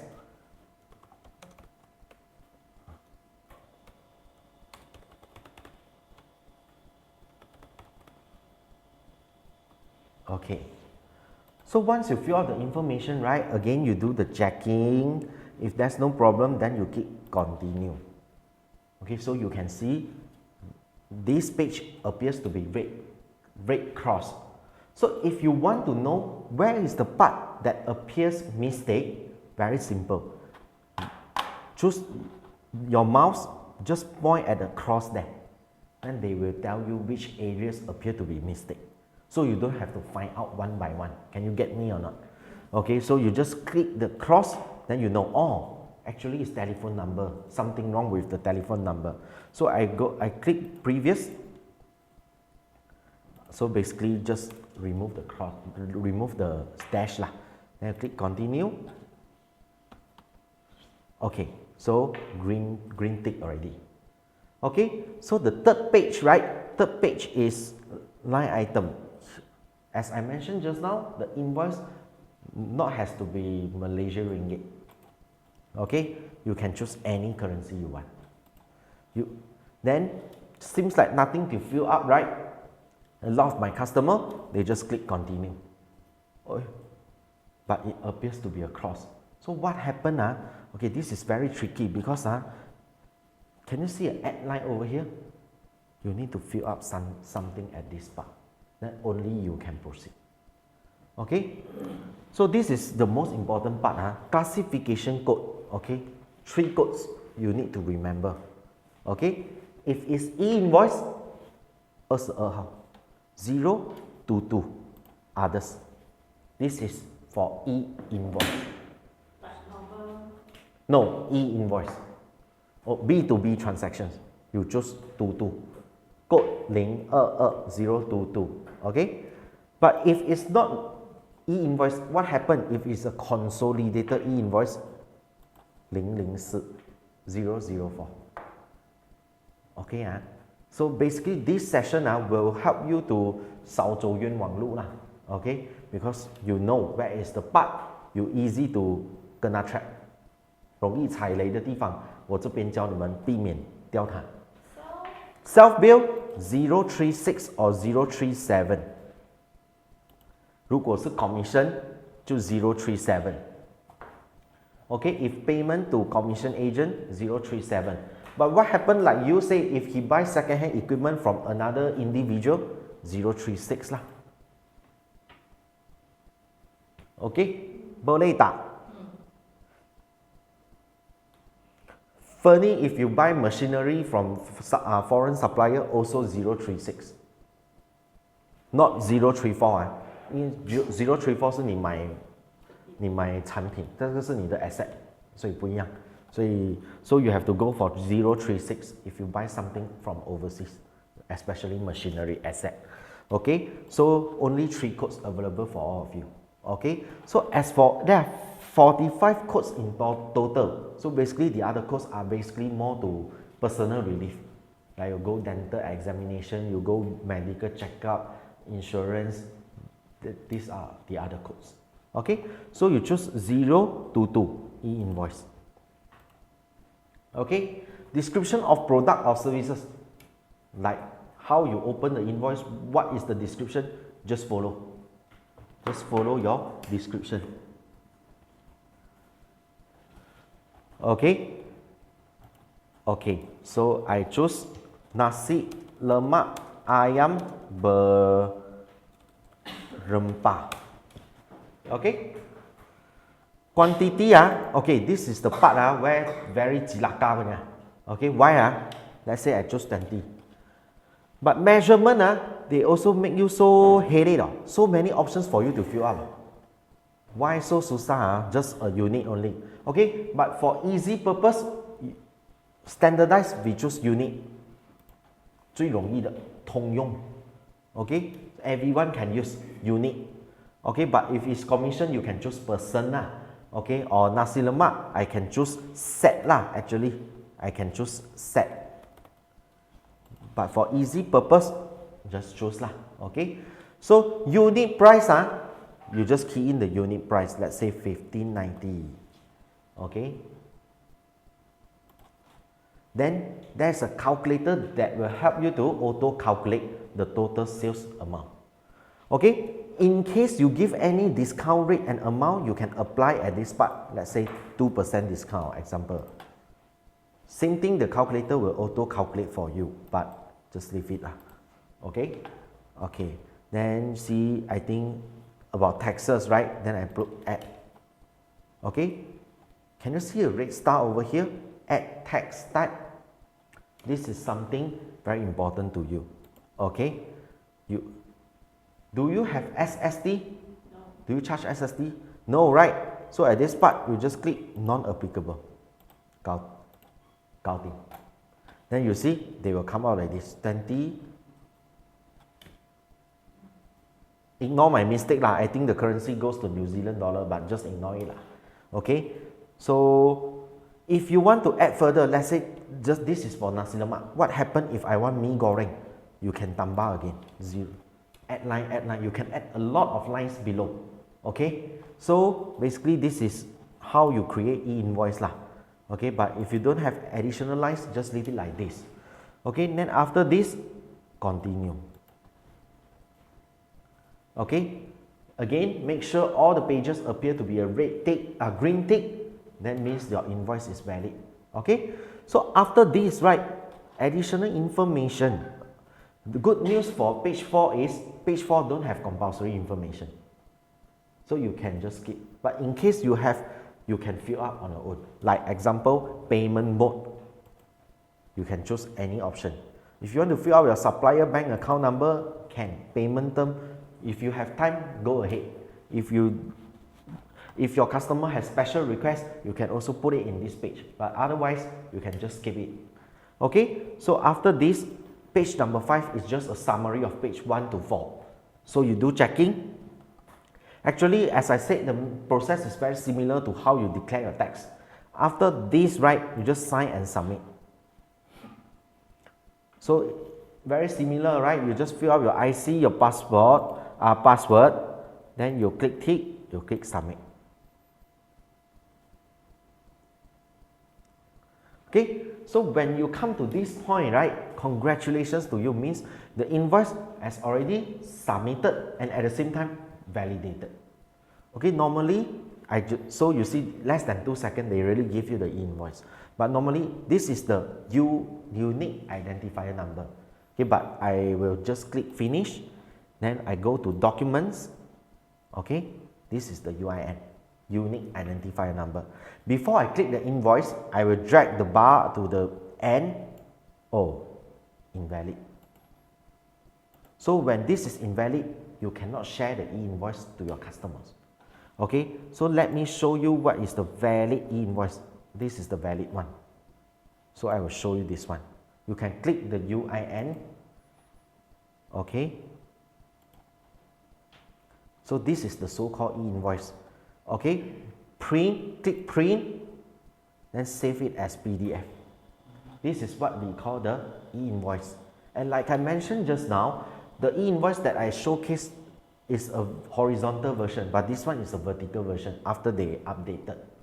Okay, so you have the seller information, the buyer information. This is the QR code. You can scan to check the status of the invoice. Okay, Then this is the detailed description, total amount, digital signature.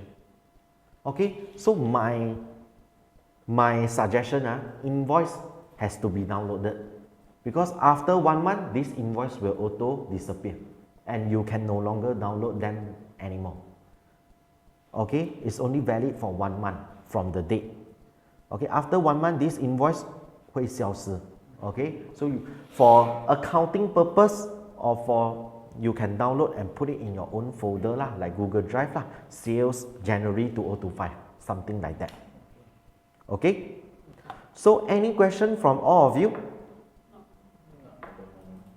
Oh yeah, what is the reason for invalid e-invoice, and can we notify from the system? Just system error, Oh, system collapse. Because as you can see from my slide just now, no errors appear when I fill up page 1, 2, 3, 4, 5. Because if you have error, you cannot go to the last page to submit your ID and password. So if it come out invalid, you have to do it again. You have to do it again. Because sometimes means to hold at this point, too many people submit e-invoice and collapse. So you also have to find a good timing to issue invoice to avoid many people. Yeah, so collapse, then very 凄惨 lah. Okay, so any questions so far? No. Okay, so basically this is what we call implementing e-invoicing efficiently. So I'm not going to repeat consolidated e-invoice lah. Basically it's the same thing lah. Self-bill, again, you get the people name and IC, so the graphic, the interface, all this is actually the same. So but no worries, you can practice through the platform, and if you face any problems, you can always refer to me. Okay, so what you need to do about e-invoice? Okay, so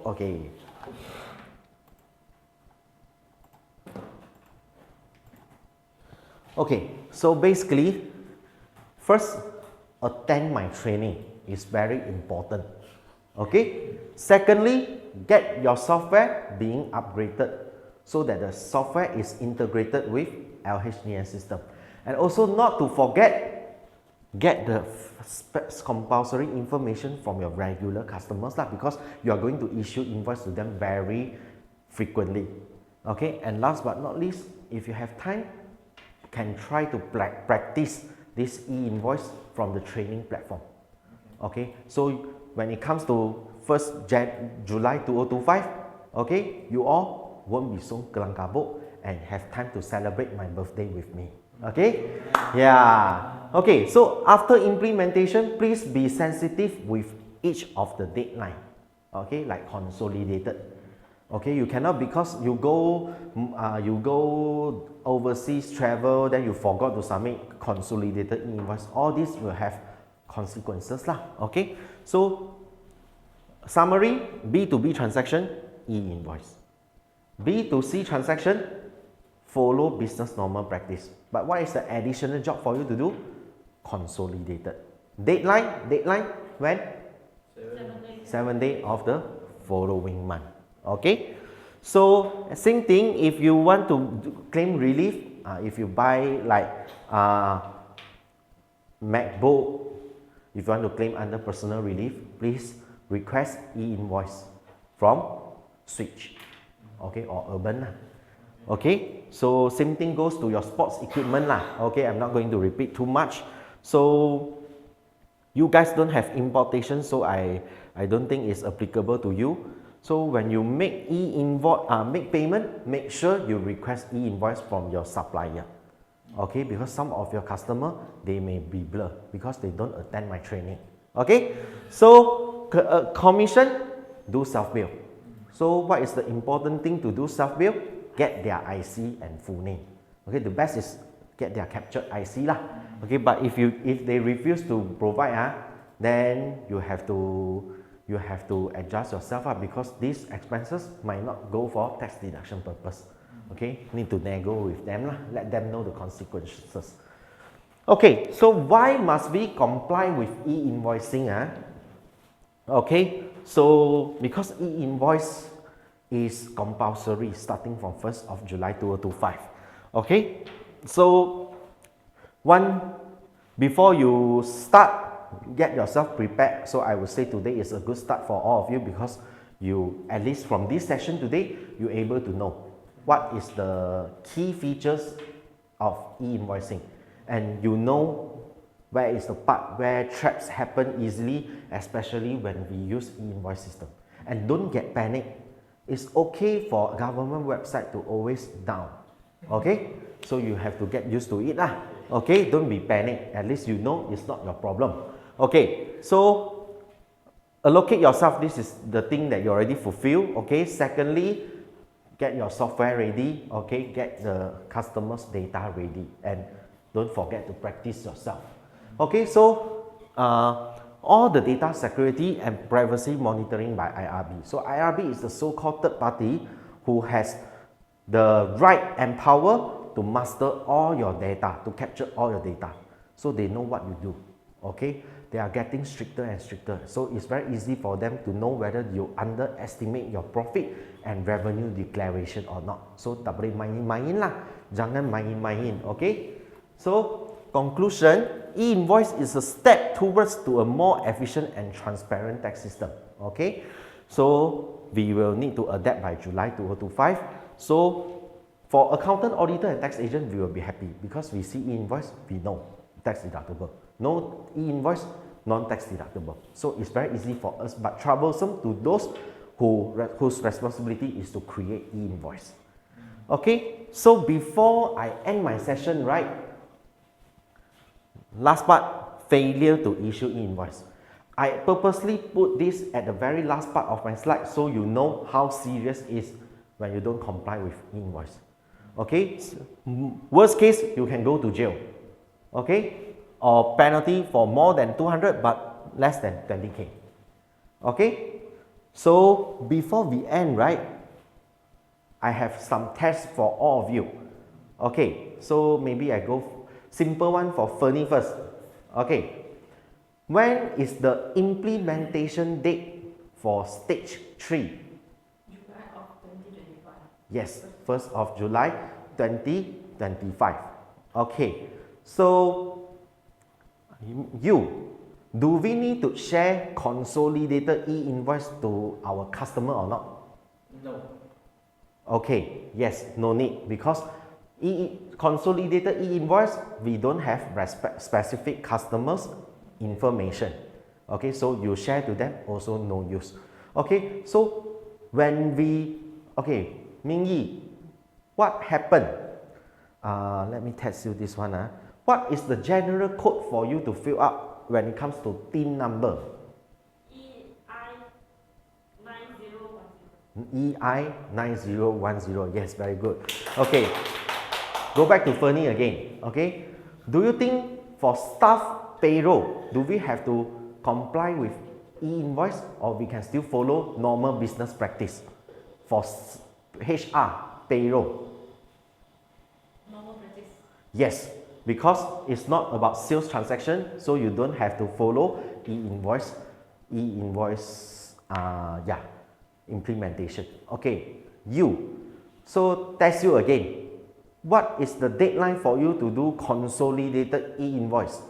The 7th day of the month. 7 days of the month following the month lah. Okay, okay. So does it include Saturday, Sunday and public holiday?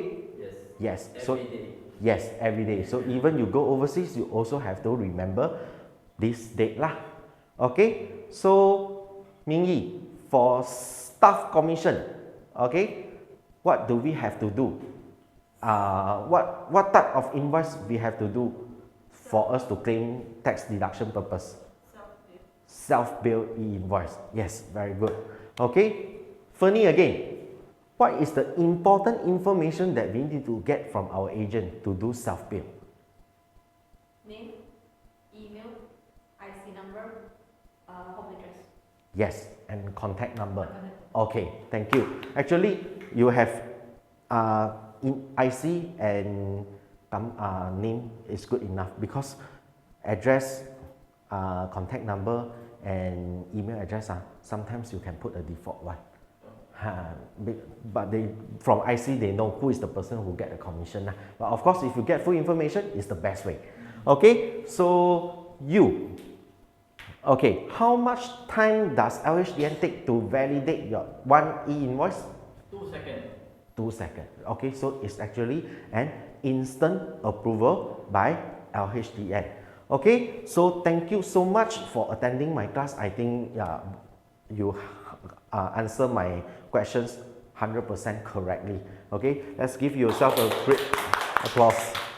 Okay, so before I end my session, basically this is my company social media. So if you want to get to know a lot of relevant market information, you may follow us from different social media. Okay, so like us on Facebook and select See First. We are determined to provide the most relevant market information to every one of you. Alright, so if you have any question, you got my WhatsApp. You may WhatsApp me anytime. And thank you for your time spending with me today. Thank you.